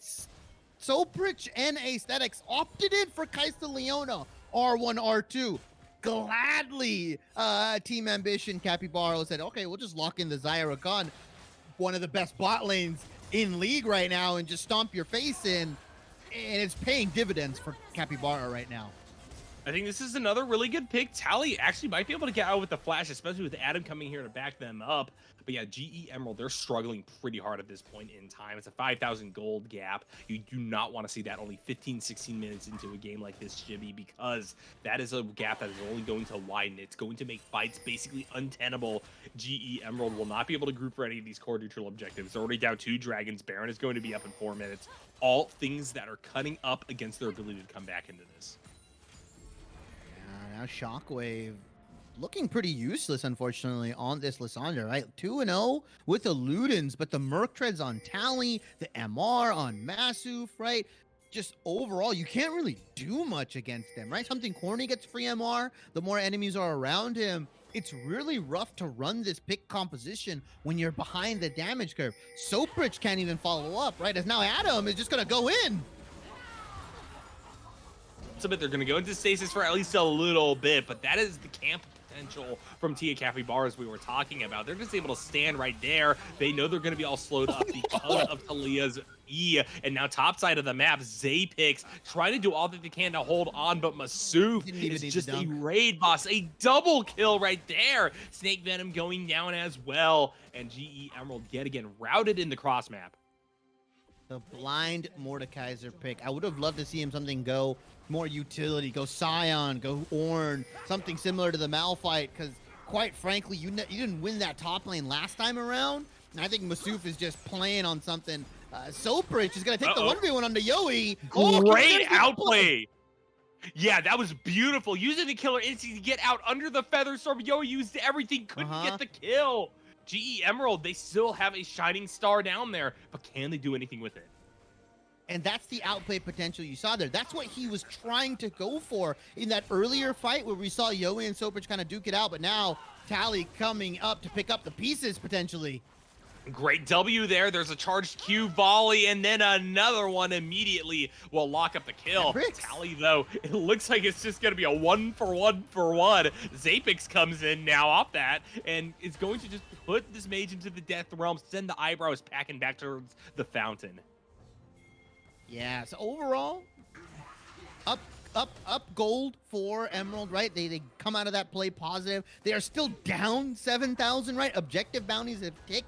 That's when you know you're really far behind as a team, right? You don't really get to tab, and you can kind of estimate, all right, this guy's ahead, this guy's behind, this guy's ahead. When the objective bounties tick, Nyarko, you're like, oh yeah, we're like 5, 6, 7,000 gold down here. They're just gonna look up to pick as much gold as they can. The objective bounties, there's a bounty on Masuf they could potentially pick up here, as well as something Corny. There are avenues for GE Emerald to come back into this game. It's just going to take, like, honestly, perfect levels of execution from them, right? They need to get a pick and another one and another one and another one and then potentially an objective bounty before they can realistically come back into this game. Whereas Team Ambition have bought themselves a couple K's gold worth of mistakes here. Yeah, and I guess my problem is, where is GE Emerald ever getting the kind of fair fight that they actually have a chance at winning? Because it's not coming off of something around neutral objectives, not with the zone control that Talia provides, not with the zone control that Yoi provides on the Xayah either. It's a concerning time for sure. GE Emerald, I think confidently they will be able to get individual picks maybe, because they definitely have champions with solid 1v1 outplay potential, as we saw right there with Soprich on the Kaisa, and Zapix also could just death realm people up. But the gold income that you kind of need at this point in time to get back into this game is going to come through huge grouped fights, and unfortunately GE Emerald, they're just not well set up for it. In fact, they're the ones getting picked off. Zapix bot side of the map up against 2 members, can't do anything. Masuf on this Darius now can just chain kill an entire team, I bet, because they are getting more and more fed. Yeah, and he's got Triforce plus Malma Mortius, so he doesn't have to worry about any magic damage coming out from Shockwave, from Snake Venom here. Really, you asked, how did they get into this fight? Shockwave, though. That's a big Big solar flare. Yowie already dead. No. Adam activated the quickness. Couldn't save their wife. Now they're trying to get to safety with the help of Tally, but Aesthetics is just smothering the Rakan. And here comes the killer instinct from the Kaisa as well. One of those Aegis is going to actually connect. Sobridge picks the kill up. Snake Venom somehow flashes to safety as well. And that was beautiful. GE Emerald, they may be doing exactly what we need from them.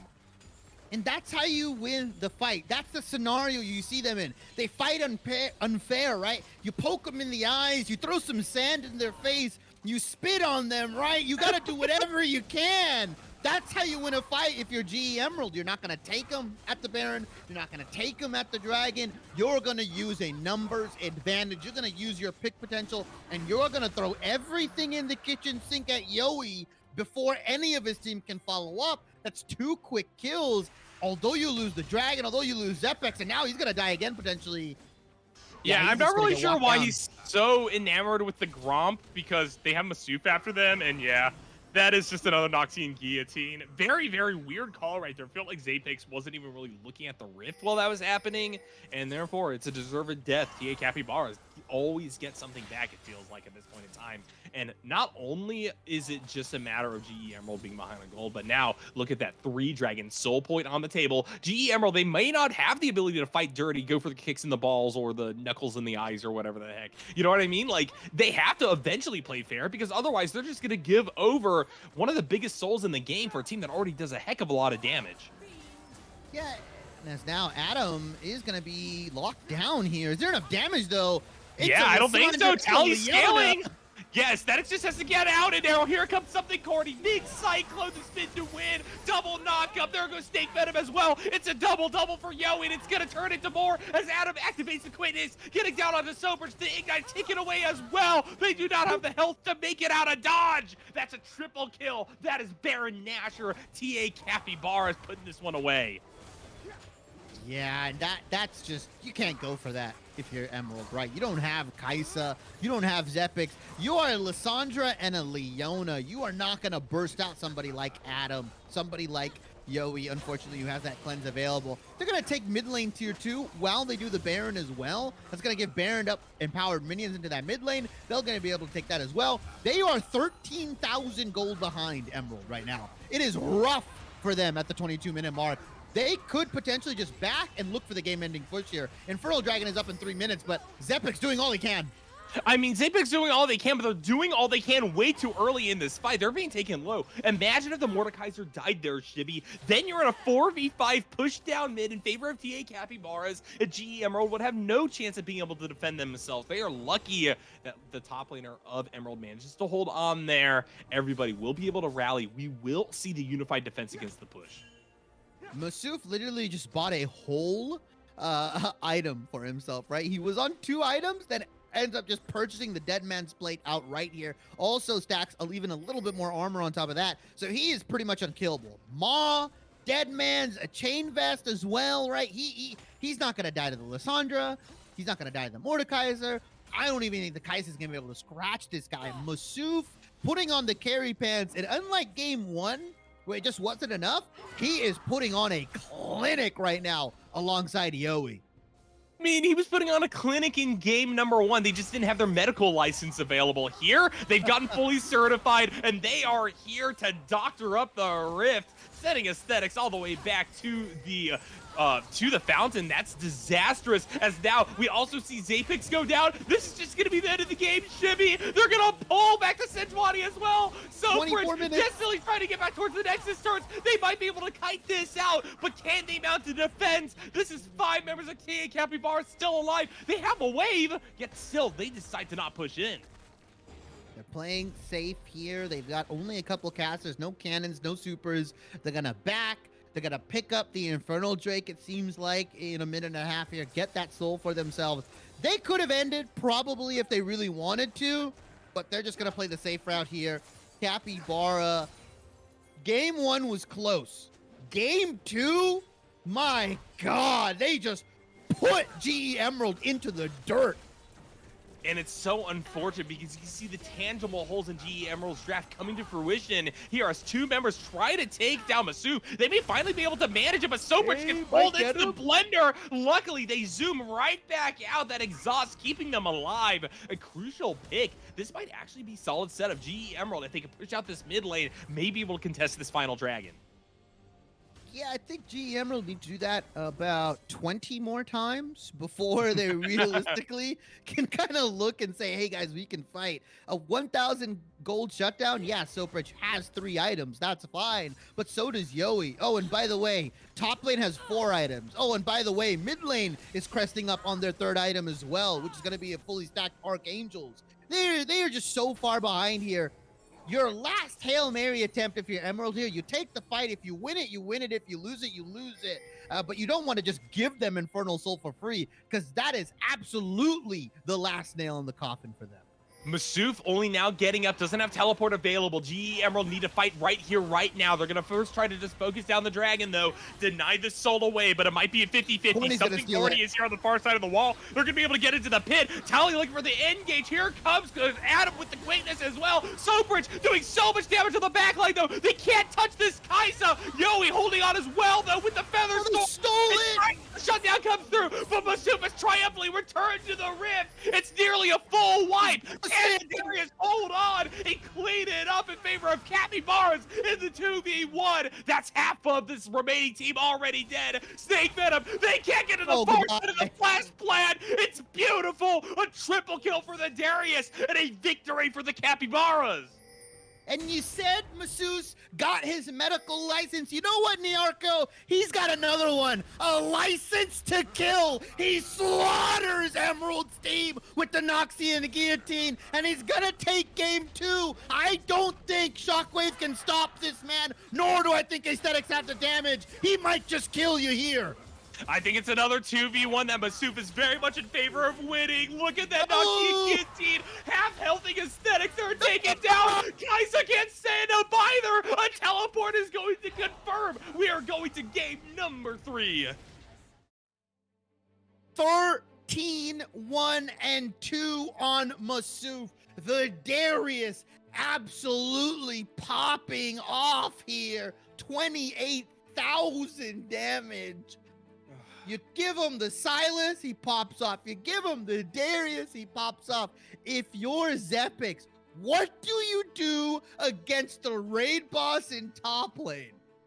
I mean, for TA Capybaras, he is known as Masuf, but for GE Emerald Chibi, that is a massive oof. What in the world do you do against the guy who has dominated the top lane 1v1 in both games? And this time around, they get a carry. They ensure that Zapix can't get back to something as reliable as a Malphite. And now you have a huge gaping hole in your ability to win and operate as a cohesive 5. That was a full-on clinic performed there by Masuf, and I think we may be seeing a repeat of that for game number 3. Now that Capybaras have found their footing, have found their angle in the draft, this is looking more and more difficult for GE Emerald to come back from.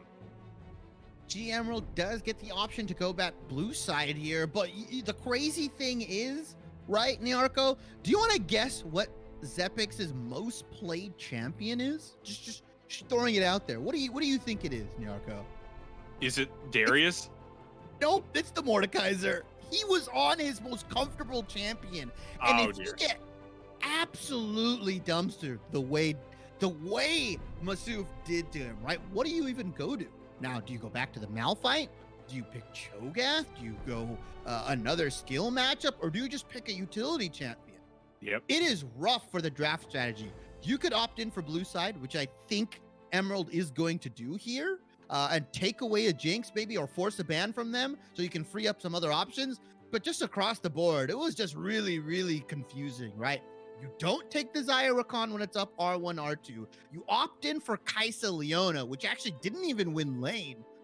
Drafting across the board for Emerald was just a head scratcher, right? I liked their game 1 draft, and they said, you know what, Shibby?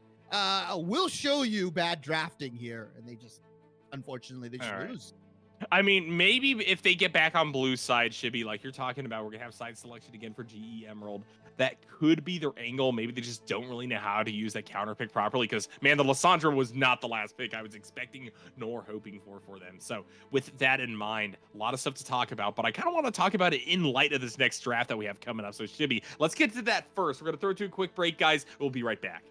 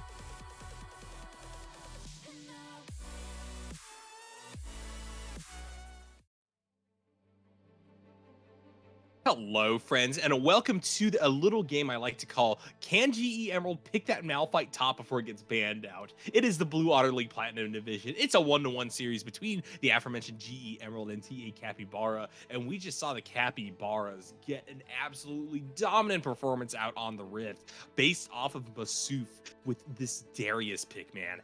Actually just slaughtered this team all the way through a dominant laning phase. Zapix could do nothing on the Mordekaiser, and you translate that into some other winning lanes. Capybaras, they look strong from minute one, and they never let off the gas. And I see some people, right, saying, oh, we're going too hard on Yoi. Well, we went pretty hard on Zepix as well. Trust me, I equally dole out the flame. It is not reserved for one player, one team. If you play like that, if you play the way I saw you int your face off here, you're gonna get called out by me. And like you said, that was Emerald's, that was Zepix's most played top laner this season. So now what do you default to? Do you go into that kind of losing top gracefully matchup, as Capybara are going to ban out the Kindred and the Jinx here? That is going to leave up a couple different champions for GE Emerald here. They're going to take the Annie, which was banned out in round 2. I like that. Very solid mid lane pick. Can be flex support, though we have been seeing less and less of that. I think it's just more of a solid pick here. But yeah, once again, if you leave up Zaire Khan, Capybara are just gonna take it, and you don't even try to split that up. It's not even as if GE Emerald needed to prio the Annie B1. They could have tried to split that bot lane up. They must have some sort of answer to it, and it looks like it starts with Zeri as the Viego comes in for jungle. So they've locked their mid lane in. They've mid lane / support in. They've locked their jungle, and they've locked their Zeri. So they still have that flexibility, right? They're not showing their whole hand here, but Capybara, Yoi styled on you with the Zaya, right? Like he did work. And I don't think Zeri is even remotely has more agency than the Kaisa and the Leona here. If you're going for full scaling, that's fine. But so far, the way GE Emerald have won these games is not through top lane. It's not through mid lane. It was through Soprix here. So you just have to kind of get through that early game. Don't fall too far behind. And I think he can go to work. I don't know if it's super charitable to say that Soprich got styled on Yoi when Yoi got the Zaya. We still saw some big outplays. That killer instinct to get under the Featherstorm was one in particular, I think, clearly shows Soprich has a lot of skill and may even be favored in the raw 2v2 or 1v1. It was just a matter of something Corny knew that they had to shore up Yoi in the bot side of the map, and Masuf was doing well all alone, right? Unfortunately, I am here to report now as we move into the second ban phase that GE Emerald have lost the little game that I like to call, can they pick Malphite for Zapix in time? Because that is a Malphite ban, my friend. And Shibby, all of a sudden, GE Emerald's draft looks so much worse. Depends on what they lock in for themselves here. Yuumi is still up, which was banned out from Capybara, I believe. You got the Lulu, if you want to classically pair that up, though, with the Zeri here. I don't particularly like pairing it up with Hard Engage here, especially into the Rukon. It could be kind of rough. GE Emerald, they do have to kind of pick out their last couple laners here. Yuumi will be taken, so you're going for that full scaling, full kind of best friend mode, hard scaling Zeri here. You can also attach the Viego if you want to and kind of get him going. Capybara do blind pick their mid laner here, and I like the fact that you just give Masuf counter pick. Because what do you pick if you're Emerald? Ornn? Cho'Gath? Scion? Right? Super blind pickable. You need a front line here, so you have to go a tank. If you go skill matchup again, Masuf is liable to just run you over once again, especially with counterpick. He's going to take Jax, his second most played, I believe, champion. Skill matchup dependent. This champion, Nyarko, we consistently say it's allegedly weak in the early game. It's actually strong throughout all phases of the game, in my opinion. But if it gets behind, you are absolutely useless, right? And depending on what Capybara has, Masuf has a plethora of choices to pick. You can go Fiora, can go, if he wants to potentially opt in for Ornn potentially as a top lane. Don't do it. Don't pick it. God damn it, man. What are Capybara? Just give Masuf a carry. Make them build full tank Diana. It's fine, guys. Oh my goodness. Just let him stomp the lane. So, Nyarko, you're missing one crucial aspect. Okay. We have yet to see the Masuf Ornn. We could see him just solo kill Jax.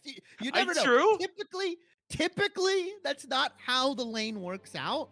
And Jax scaling versus scaling, although Capybara do have the ornaments on their side. They've got Syndra, who is now classified, in my opinion, as a scaling champion with the shards and how much burst she can build out. You've got Zaya. You've got a lot of tools here to that. If this game goes 30, 35 minutes, everyone pretty much can carry on the side of Capybara. Well, on Emerald side, you've got a Zeri, you've got a Jax, you've got a Viego, right?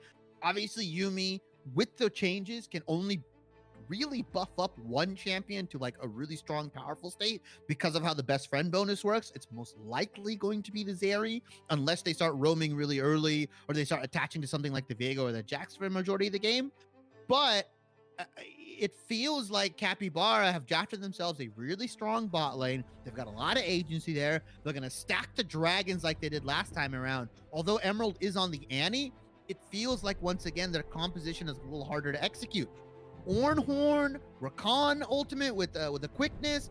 We got Diana ultimate, which is pretty much right point and click ulti, right? You E then you R. It's not that hard. You can just lay waste to Emerald. Whereas on their side, they've got to kind of dodge and dip out of these fights, play with the Annie engage, play within the mist, and really just look to kind of pick off individuals on Capybara's side before they can really hard commit to anything.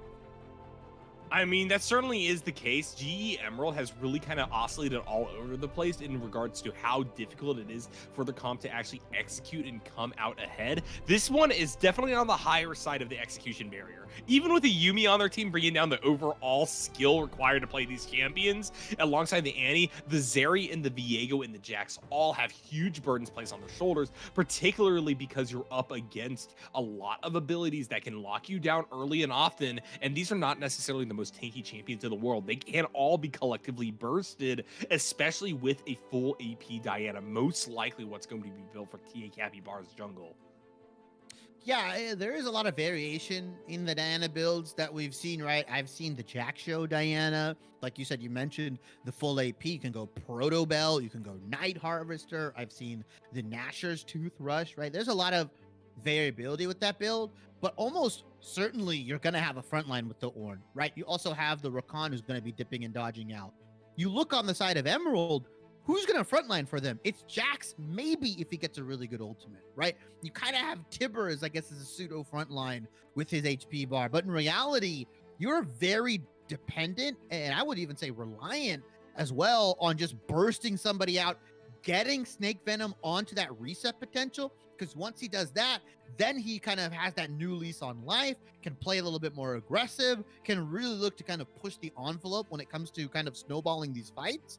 And when you have him, you know, potentially taking over something like the Zaya, potentially taking over something like the Syndra, or even the Diana here, you can really cause some havoc into the backline here. But Zeri and Yuumi, you are not going to have any agency in lane. It's going to be really rough to do anything. These early dragons, in my opinion, should be dominated by Capybara's bot lane and jungle here. Yeah, I would tend to agree with that fact, Shibby. I am interested to see if TA Capybaras in the abstract actually play the same way that we are like talking about right now, because they as a whole have clear pathways that they should be directing their map movements towards, as they should be directing their lanes towards. But, you know, in the game of League of Legends, there's always some amount of variation. I feel like the way that they performed game number one wasn't up to our standards, wasn't up to our expectations either in regards to what we were wanting to see out of the team, even as they had kind of an inferior draft then. Here in game number two, they got much more on track with that. So maybe that momentum is going to carry on through here, because once again, I think that they have a really, really solid set of picks. Yeah, I mean, I like the tank. I like the ornaments. Zaya Rakan being rotated once again. Like, it just feels like across the board, they just kind of have better champions pound for pound here. Obviously, Zeri can do Zeri things, right? We've seen a 2-item, we've seen a 3-item Zeri, and it can get really, really hectic if you're a team like, Capybara here. Doesn't necessarily have point-and-click CC, right? They don't have a way to just kind of stop the Zeri in its tracks when she's zooming around with that ultimate. You've got to kind of get a nice scatter the weak, or you have to get a really nice knockup from the Rakan or the Ornn, right? You have to wait for this area to kind of misplace or misstep before you can lock her down. And if she's got a Yuumi attached to her, she can start pumping out the damage, but you have to get to that point. And if you're soap rich, if you've been playing with this now 2 games, right? Zepix that just get dominated in that top lane, right? You have so you can breathe some air and you can sigh relief because you have Masuf on the Ornn. But I mean, they're liable to kind of get this mid lane going with the Syndra Diana burst on the Annie. Maybe we see Masuf even solo kill Zepix here, who's been having just a rough time in the lane over these past 2 games. There are ways for Capybara to kickstart this game to a point where you just never let Sopridge, you never let Snake Venom ever get into these fights where they want to be with their gold lead, with their itemization breakpoints coming in, and you just end the game before that. All right, well, this is going to be the final round, one way or the other, Shibby. Let's see if GE Emeralds can bounce back and if TA Capybaras can take this one home. Should be an exciting game. I feel like this is the culmination of the drafts we've seen up until this point, and therefore, hopefully this game will be a culmination of the dynamics we've seen laid out on the Rift up until this point. So I'm super, super excited to be here with you, and I'm super excited to get to this final round. We'll be right back.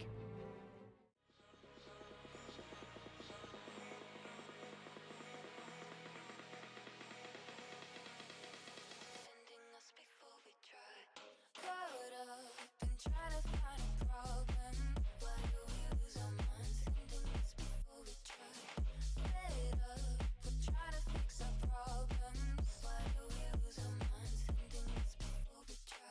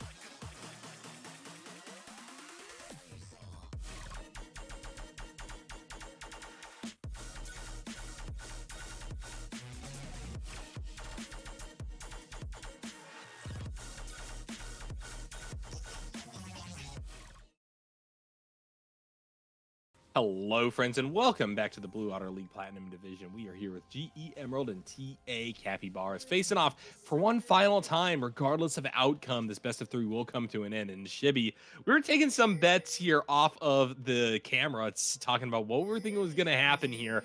I think for me, all eyes are on top lane. I think you probably would agree with me on that. Can Masuf overcome the fact that they are playing Ornn and still dominate Zapix as they did on Darius in game number 2? Yeah, it's gonna take massive misplays from Zepix here, really, if he gets kind of getting bonked out and really just getting solo killed.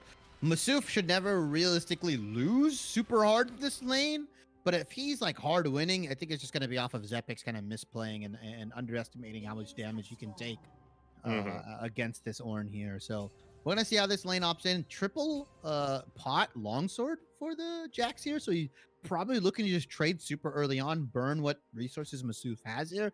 Also has the lethal tempo, so if, as long as he just stacks it and stacks it and stacks it, can get that attack speed going and eventually just, hammer or hammer Masuf to death here. Could be really rough in this early laning phase, but my attention's more on this mid lane matchup, right? Shockwave once again back on the Annie. Talia on the 3rd unique champion, played the LeBlanc game 1, the Talia game 2, now is opting for the Syndra here. There's a lot of burst that can come out with the Diana Syndra combo if used correctly, and Shockwave once again opting for the Ignite. This is a big call, though, Adam, going to land that grand entrance in Sopridge. They just got a Yuumi by their side, so virtually level 1. It's going to be a 2v1. Yowie and Adam walk away from that one.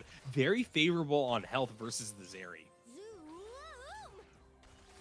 Yeah, Sopridge taking a bunch of damage, and it's unfortunate because you can't even really do anything to trade back because you're just so weak early on. So Adam can just kind of keep recklessly diving in, I'm gonna say, and then realistically, he'll gladly trade his HP for Soprich's here, as the heal, I believe, not as strong as it was on previous iterations of Yumi. You still have to get some points into it. You have to get some AP into it before you can really start doing anything.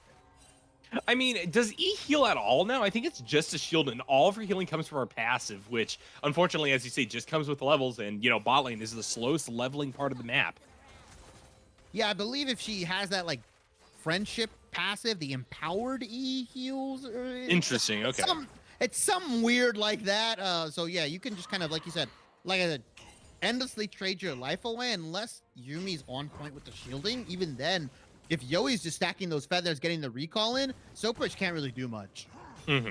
Yeah, as it currently stands, I think the Rift is going about as expected. Zapix getting the push in top side of the map versus Masuf, who on the Ornn just kind of has to absorb pressure for at least a little while before they can really exhibit any really kind of big kill threat. That being said, that is a massive trade on both sides. With the minions aggroing back, Zapix and Masuf come out about even on that one.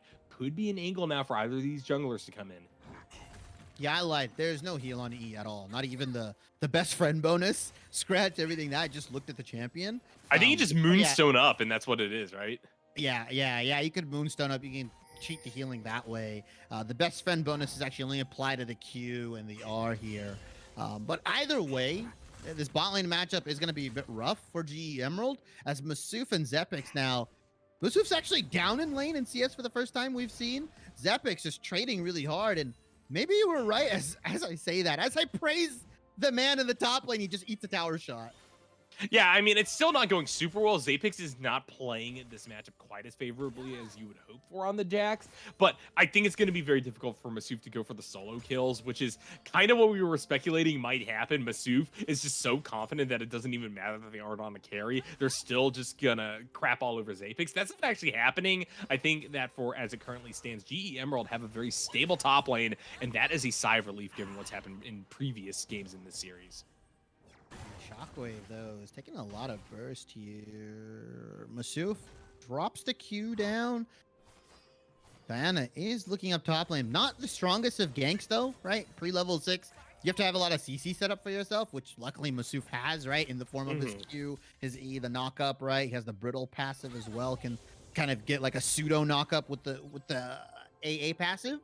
But realistically, Diana's not going to be able to do too much other than just walk in the lane and pressure, even shove the lane here. I think you should just be power farming, right? Get to that level 6 point and then really start backing as Adam. This is what happens. Soprich.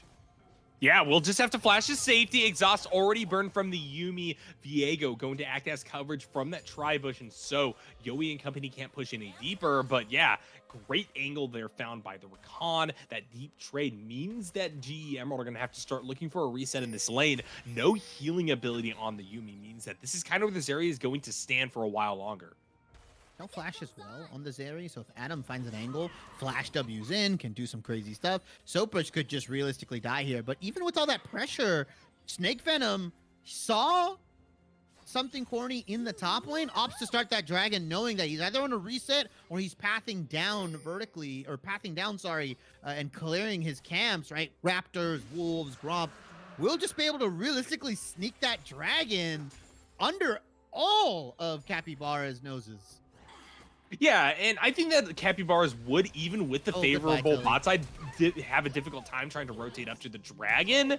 And part of the reason is because Shockwave is level 6 and ready to unload their ult. And instead of going for a contestation around the neutral objective, TA Capybaras are just going to lose their mid laner now because that was a great rotation by Snake Venom. A lot of summoner spells used, obviously, as that is also flash gone from Viego, but probably worth it. First blood claimed over to that Annie. Going to be a great source of crowd control. You need something to answer back against Adam, who for the time being is just a huge factor in making sure that Soprich cannot get out of this lane alive. That was a big setup right there. Something corny comes on in and just gets the kill up against that Zeri. The cat goes packing back towards their side of the map, and GE Emerald, they're going to have one traded back against them. Beautiful flash QE for the reset. You can chase with the E again. Really nice setup. We mentioned the flash was down for Soprich. Adam smartly using his flash to get that W in and just setting up something corny here. Tipping the scales of bot lane in the favor of Yoi and Adam once again. Masuf not dominating top lane, but doing completely fine there. But we forgot to mention the burst that can come out potentially level 6 Annie, level 6 Viego. If Syndra's not playing correctly, if she's not respecting the stun, she can just get chain camped and chain killed time after time after time. And if you get somebody like Annie fed, if you get somebody like Snake Venom ahead, right? It doesn't matter if you're Zaya or Ornn or Diana. They're just going to be so ahead of the damage curve that regardless of how tanky you are, or regardless of how safe you are, they're going to get to you one way or another. All right, Masuf returning back to the lane top side of the map. This is where I want to focus now because it's going to be Rift Herald up in just a few seconds, and whoever can pick up a kill, I think, is going to be in really great shape, and this could be the solo bolo. Zapix, they went too deep, and now we see the Ornn triumphantly run them down with the call of the Forge God. And you like the ability usage from Masuf, right? Drops the Q so you can't Q in and stop it, right? Because then you'll just headbutt it. Throws the Ornn Horn down, gets the brittle passive autos, gets the second attack knock up, right? And then, just in case, uses the W to apply another brittle in case Zepix doesn't die, so he can get the brittle auto again. Doesn't need it, kills Zepix, does not even allow him to flash out. Really, really good ability usage from this Ornn. Great pick, though, in this mid lane starting up for Snake Venom, who does get repelled by the Oh, scatter there you of the week. go. We have another entry point off the back of Tibbers. Shockwave gets that alongside their jungler. And now GE Emerald, even up the kill score, maybe could look to rotate up. Even with that Jax, now just returning to the Rift, they could go for Shelly. And Tally's just playing completely disrespectful to mid lane, Yep. right? You have a ward on your top side, you're playing through bot, right? You're trying to play onto that bottom lane river where it's pinked. You have no clue where Snake Venom is. You haven't seen him in a while. It's just not really, cognizant in that mid lane. Annie has a stun. She's willing to let it go, right? With that Q, she'll walk up. She'll E towards you because she gets the move speed. And then you're just dead because Snake Venom can follow up with another stun. You also have to execute with the R. You have to play safer than that if you're going to pilot this Syndra. I'm surprised because Tally is, he's a pretty capable mid laner. He plays control mages. It's not like this guy is new to to that play style. I think they just aren't respecting Snake Venom or tracking the jungler well. This is kind of an issue we saw out of both teams in game number 1, though. And game number 2, actually. It just felt like they just kind of played super reactive only when the champions returned and show on the map. The problem is you got to do more prior to that, because if you see a Viego on your screen, you're most likely dead. They have such great access with Flash, with W, especially if you have an Annie to back you up. Yeah, Yoey and Adam, though, with that kill that they got secured for Corny in that bot lane, have got themselves a small CS lead.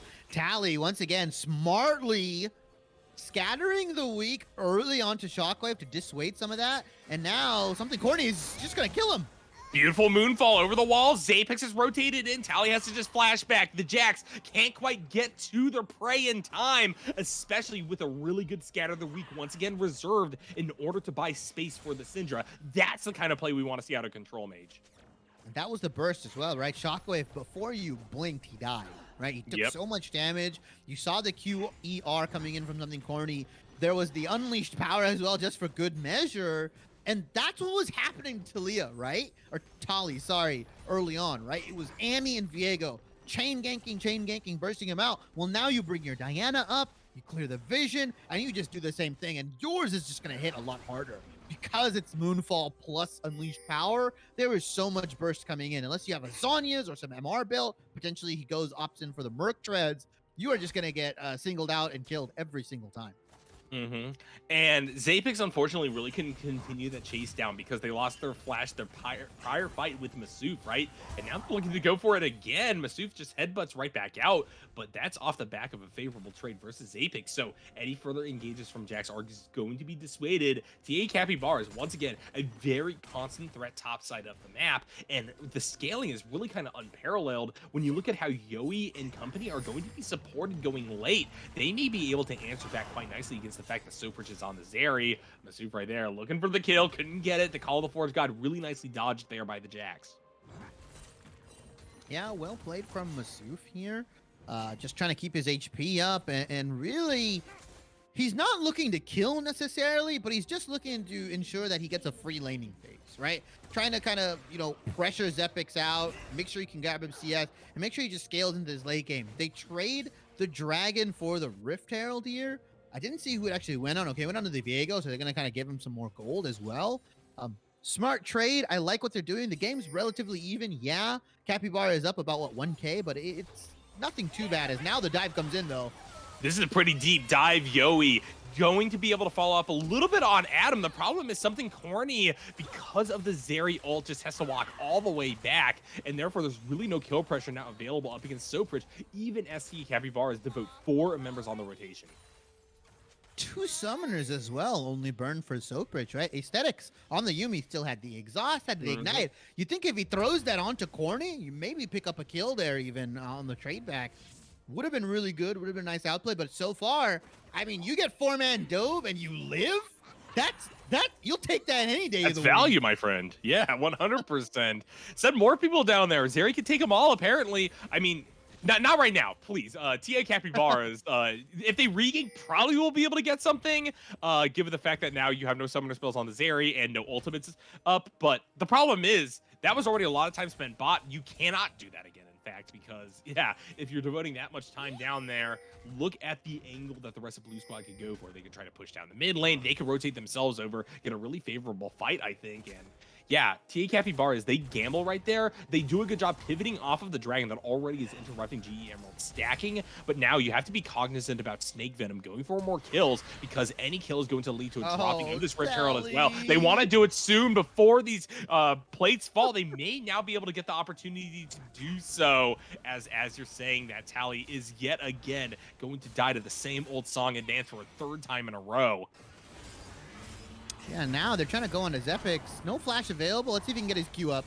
I don't think he's going to get it up in time. Something corny just going to pick them off. And it's so weird, Shibby. It's like the weak points of the team that you're expecting are the ones going down. This time, Sopridge, they don't have the Yuumi at their back. Really good stopwatch there. Adam is going to deny a kill, and that is going to be first turret going down in the mid lane. But now that's full control bot for TA Capybaras.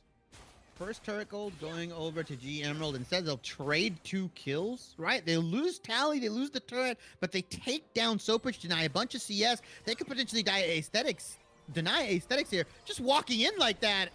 Wow, brave cat here.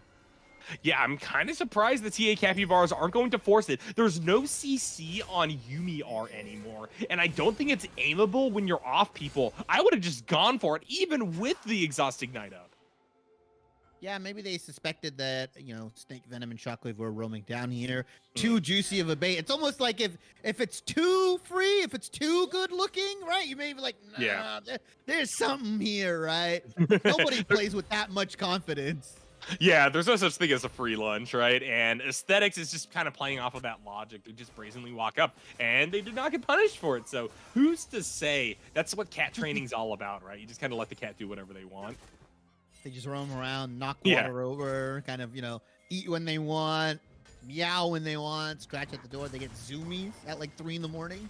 Yeah. Being a cat owner is not everything it's riled up to be sometimes. But anyways, back to the game here. So far, 15, 16 minutes in, 2,000 gold roughly for Team Ambition Capybara here, but it doesn't feel like they're that far ahead. Sopridge saying, "Hey Adam, I'm not the only person. You're not the only person with the dash." They get out of the grand entrance and just break the Rakan's ankles. Yeah, I mean that still is risky though. Walking up alone, right? Don't get me wrong. Now Aesthetics is a little bit caught out. Adam exhausted. Sopridge just trying to zone for the cat to be able to get their W cooldown back up. They will succeed in doing so. No kill comes out either there nor top side of the map. You're never killing this orange, right? Even if he's overextended, I doubt you have a real chance here. So it's really odd seeing Snake Venom try to even put pressure on here because now you lose mid lane tier 1. You potentially lose Dragon. And now the fight breaks out. And that's an early Featherstorm there from Yoey. Tried to set up something corny too far forward, and they are shut down by Snake Venom. That's a horrible angle for TA Capybaras, as now they're able to rush down onto Yoey as well, getting the double-double over to one of the most fed members on the team. Rough go of it. Capybaras, they do get the tower like you're talking about. I don't know if it answers back to the amount of gold that just flowed into the pockets of this Viego, though. they also are going to be able to pick up the Ocean Dragon as well, get their dragon stacking going. Ooh. And pretty much what we worried about, that early laning phase for Soprich and Aesthetics, they're out of it. They're fine now. This is a Zeri Yumi coming into the mid game, right? She's gonna pick up the Immortal Shield Bow. She's gonna have all this safety. She's gonna have some increased damage, some increased stats with the Yumi here. And we were worried, can Yowie and Adam put the pressure on? Can something corny put the pressure on here? But without Masuf hard winning top, without Yowie and Adam hard winning bottom lane, the composition from GE Emerald, the Annie stun combined with the Viego resets, as long as he can just keep getting that one entry kill, he is just gonna take over fights.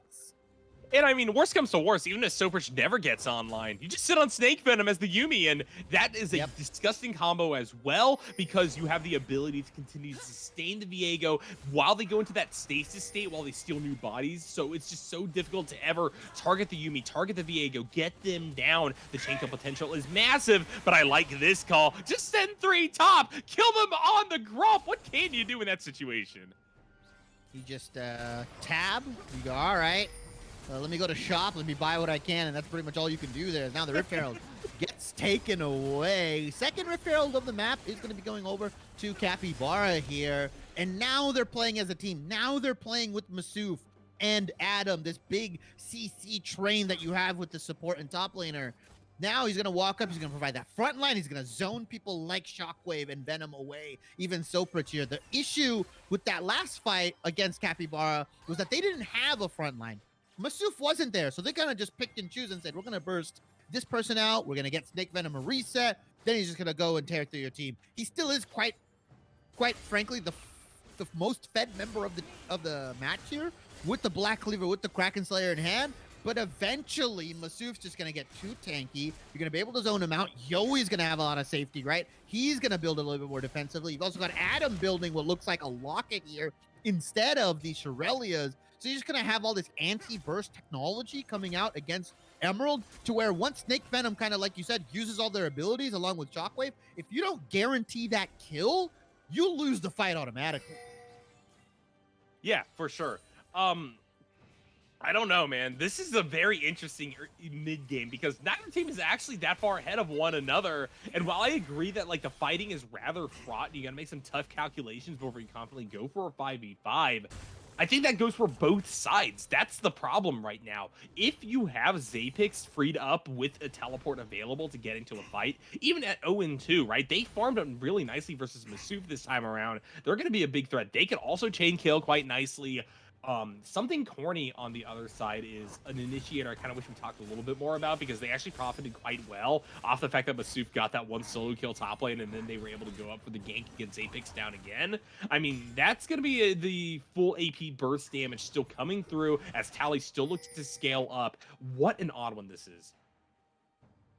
Yeah, I mean, this is the closest game we've had between these two teams, right? I mean, game 2 was a stomp. Game 1 kind of was a back and forth up until GE Emerald kind of just ran away with it at one point. Up until 20 minutes, it's been pretty much 1 to 2,000 gold for Capybara. But like I said earlier on, it just doesn't feel like they're 2K gold ahead, right? They haven't really swung that gold lead around too much, which I would say is pretty much primarily on Snake Venom. He's a big holder of a lot of that bag right now. So if he gets knocked out of these fights, if he's not able to participate, if the fight happens too quickly, then you don't even really get to, unfortunately, flex a lot of that gold. Yep. For me right now, it's all about this Zeri getting unleashed. Can GE Emerald get kills not only over to this Viego, but give Yumi another champion to ride on that's really worthy of it? This is a dicey call by TA Capybaras. They're trying to sneak the Baron. Will they be able to do so? It's a massive feather storm, but Snake Venom gets down on top of Yowie. Gonna try to go for the chain kills. Can't quite do it though. The problem is Soprich is not rotated in. They go Pikachu. Tally is getting mowed down. Something corny. They just cannot walk up anymore. Masuf is too low as well, and Soprich knows this. They're gonna go for the fight. There's the headbutt, there's the knockup, but the Yumi shielding is too much to bear. Shockwave is here as well. Something corny chased off. Shibby, it's not the BOL without a Baron throw, and we see it here. What in the world was Red Squad doing? I was about to say, we haven't gotten the throne yet. I kept my mouth shut, Niarco. Team Ambition Org, they didn't even have Tally in on that fight. They had the TP in, they started the Baron. They had what was a good start to the fight. You saw the Featherstorm into the massive recall, but Soulbridge and Aesthetics gliding around that fight, shooting fish in a barrel. Nyarko, Soulbridge was 0-2 before that fight happened. She is now 3-2-3 on the Zeri. They are just putting in massive work. They're out of the laning phase. The woes are done. 2-item power spike initiated on top of with a Yumi. They're just gonna run this game. And yeah, that looked so good. If Yowie had just a little bit more damage, Shibby, that would have just been over as soon as Snake Venom dove in, right? That was a huge feather for him. But now look at this. They're just getting picked in their own jungle. Adam has to use everything to save their wife. And GE Emerald, they're perfectly happy with this situation. They're at Soul Point now. They have massive prio across the map, especially given the fact that Soprich has come online. What do you do now as TA Capybaras? You pray that you can CC it down, right? We talked about Masuf not being on a carry here for Team Ambition, Capybara, and they might soon regret that choice because he was the one locking down Soprich in the fights, right? He was the one putting in work on the Silas in game 1, on the Darius in game 2. You've relegated this man to playing this wet noodle of a tank, and I don't know how they're going to be able to jump on the Zeri Yumi. They don't have point-and-click CC. They have to kind of dodge and dip and duck around before they can hit a Scatter of the Week or a Recon W or the Orn Arm, which can be easily dodged. As now, Snake Venom and Yumi are looking to play a little bit of a back and forth with Team Ambition Capybara here. The ultimate goes down, but that thing's on a low cooldown. You'll have it up before anything meaningful happens again. Yeah, it's on like 80 seconds. That's only a minute and 20 seconds. Before anything happens, they're just going to have that up. You just throw that out there, potentially get a kill. I mean, it does feel like Aesthetics jumps on the Viego and starts yelling at Snake Venom Zero, you're kill. But like, they don't realize something corny actually went for the Jack Show second item instead of going full AP. And so as they press the R, they're just not doing any damage. Masuf may be in trouble. That's tier 1 going down. Something corny still here. Has the Moonfall available? Could maybe look for the call. Here is the call. The Forge God first, so that's the call to look out for. It's a double knockup. Masuf is going low, though. They're taken out. Now here's the chain kill potential. Something corny trying to find a way to stay through this fight. They're actually pumping the damage, especially with Adam as backup. Soprich is here. Forward, though. They're looking to turn this right back around. Something corny gets stunned, and that will be another one falling. It's a 2 for 2 so far. The problem is GE Emerald have the priority. They can look to siege up this tier 2 tower. And Adam, that is a foolhardy W, my friend. You are lucky to get out alive. Was able to E back, has the extended range, by the way, on Xayah.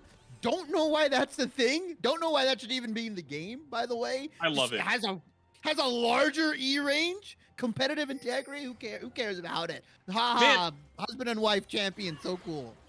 Man, it's fine, okay? You have to play Rakan in order to get that buff, just so you know. Like, you gotta play Rakan, man. You know how that feels in most situations. All right, fair enough, fair enough. It is pretty strong at the moment right now, but most of the time, you are playing on a knife's edge here. Getting those bonuses, though, will allow Adam to kind of dodge and weave through the fights. Big extended E range, can W over the wall, do what he wants. As Soprich unable to confirm that kill, but you saw what happened. They were just able to shred through Masuf. Now, they didn't have the damage with Zepix and Snake Venom to also go through another Jack Shows, right? Unfortunately, 2 Jack Shows are just a little too strong at the moment. But once Soprich entered that fight, everybody on the side of Team Ambition Org just kind of backed off and are like, whoa, let's not touch this right now.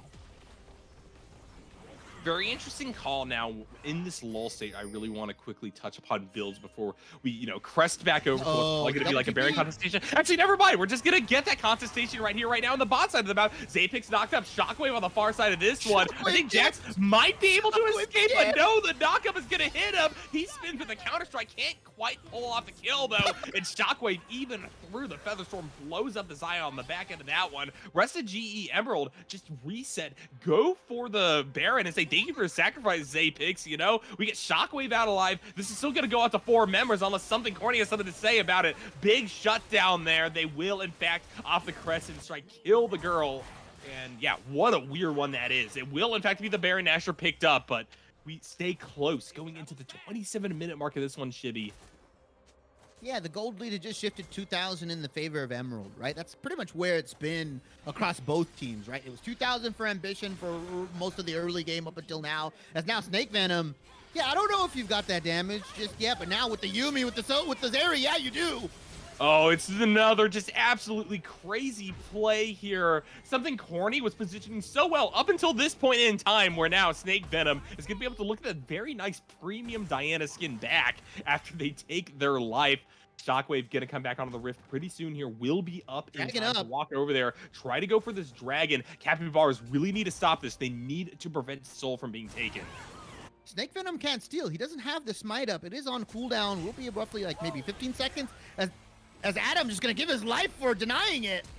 Yeah, this is an interesting call. They might actually still get the safety. Zapex actually has to flash forward to pick off the Rakan. The problem is now GE Emerald have found purchase inside of the pit. Sure, they don't get Dragon Soul, but they can maybe pick up some kills. Masoop is trying to do all that they can to prevent this team from getting down onto Red Squad squishies. And with the headbutt, they themselves also managed to get out, I think. Or at least they're able to hide under that tier 2 tower for at least a little bit.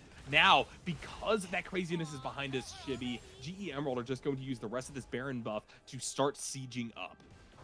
Smart call from Adam there. He's tanky enough with the Radiant Dawn, by the way, not unlock it, to able to just distract and dissuade GE Emerald from getting onto that dragon. Gives enough time with the junglerless Team Ambition Capybara on that Baron, or sorry, the dragon, to pick it up.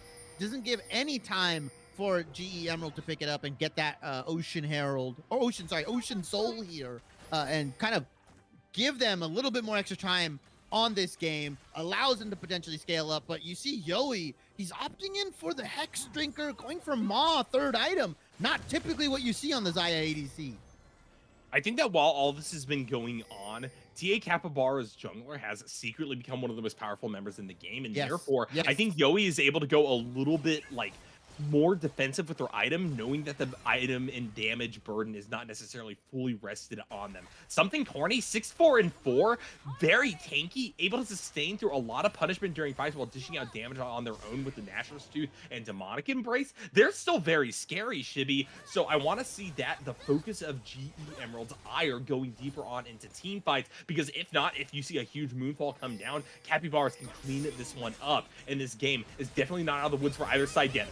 Already we're seeing the focus down. Something Corny is trying to do something. The Moonfall is massive though. Soper just trying to kite this one out. Stays alive for the time being. Here comes Yoey with the Feather Storm, but now they are caught on the far side of the fight. Soper gets that one, but the cat actually stayed up in time.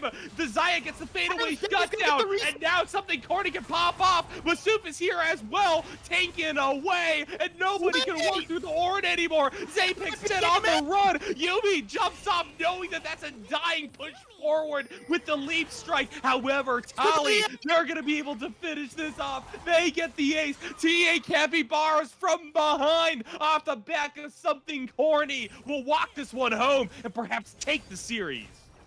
And I said that they had to get the Moonfall. They had to get the Adam W on, or the quickness onto Sopritz and wait for him to step out. And damn, they just did that, right? A huge Diana ulti onto the backline of GE Emerald seals that fight, and it potentially seals the game here. Shockwave and Sopritz are up. They might just go for the end. Towers are down. Sopritz is gonna have to push so hard, but the Scatter the Weak, Tali gonna save this game, make it end right here, right now. Masoop zoning out the Zeri, taking all of those auto attacks. It's a double for the control before this ends. Masoop, with their last dregs of life, will land their final blow into the Nexus. TA Capybaras take it with less gold nonetheless. What a game, Shibby. TA Capybara, they did the legendary Baron throw. They sacrificed themselves to Madame Baroni, but it doesn't matter. That one dream engage comes out from them. They lock down the carry that is Soapridge. They lock everybody else down into the pit, and eventually they pick up the come from behind win. Soulbridge had the most damage that whole game, but that one pick That one team fight negated everything that GE Emerald worked so hard to get. Capybara take the series 2-1. They get their first win in Blue Water League, and unfortunately GE Emerald are sliding down firmly into last place, winless for their squad. And what is showing, I don't think GE Emerald necessarily collapsed that last game, but what a heartbreaking way to be denied a series, right? You went the distance, but it just didn't matter in the end. The Jacks never got online. Unfortunately, Zeri was not able to do enough. They couldn't cover all the damage necessary to punch through not only a tanky Ornn, but a tanky Diana. And TA Capybara is off the back of multiple calls that I think I wasn't expecting to have come through, all deliver a clear and cohesive package showing why they deserve to take the series. I mean, what a pivot there. I think that the thing that stands out to me is the fact that this was not Hextech Rocket Belt Diana. This was just Nashorsu pivoting into full tank off the Jack show. And look what that led to. Extended fights where you were able to burst down some of these core champions early and then take it long against something like a Viego that just didn't have the ability to punch out the damage versus Ornn, right? It was an impressive showing for sure. Really good macro calls, making me eat my words during the initial draft phase. Although, you know, maybe if Masuf just popped off on the Darius again or something like it, the game could have been over a lot faster and in a whole lot less of a stressful manner. But yeah, regardless, they deserve this win, and I'm happy to see them get it. Yeah, I think, like you mentioned, right? You say tank Diana. You say like tank. I put air quotes behind that, right? Because they went demonic embrace, they went the Nashors, right? They were just able to, like you said, stick in the pocket of these fights. And reality, Masuf didn't have the carry performance, right? He actually ended up missing that last Ornn, right? Called Forge God. He didn't even get the knockup off in that last fight.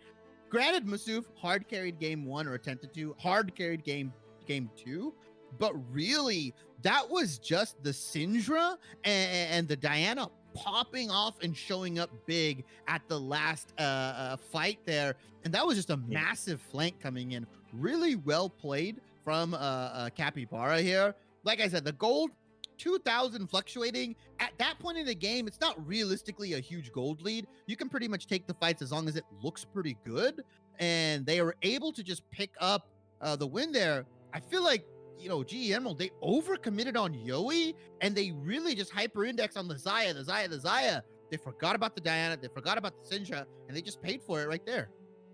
Yeah, for sure. What a showing it was, and honestly, Shibby, I'm always, as usual, honored to do this with you.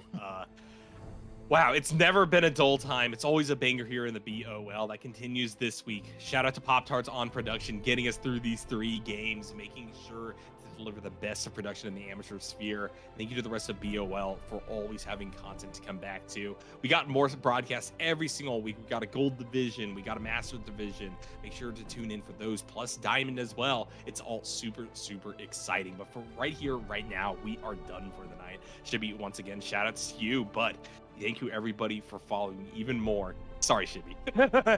Yeah, you guys watching really kind of make the BOL what it is, and make sure to drop a follow so that you can keep up to date with everything that is going on. We also got a Twitter as well to check out there, but that is everything from us tonight. Have a good one.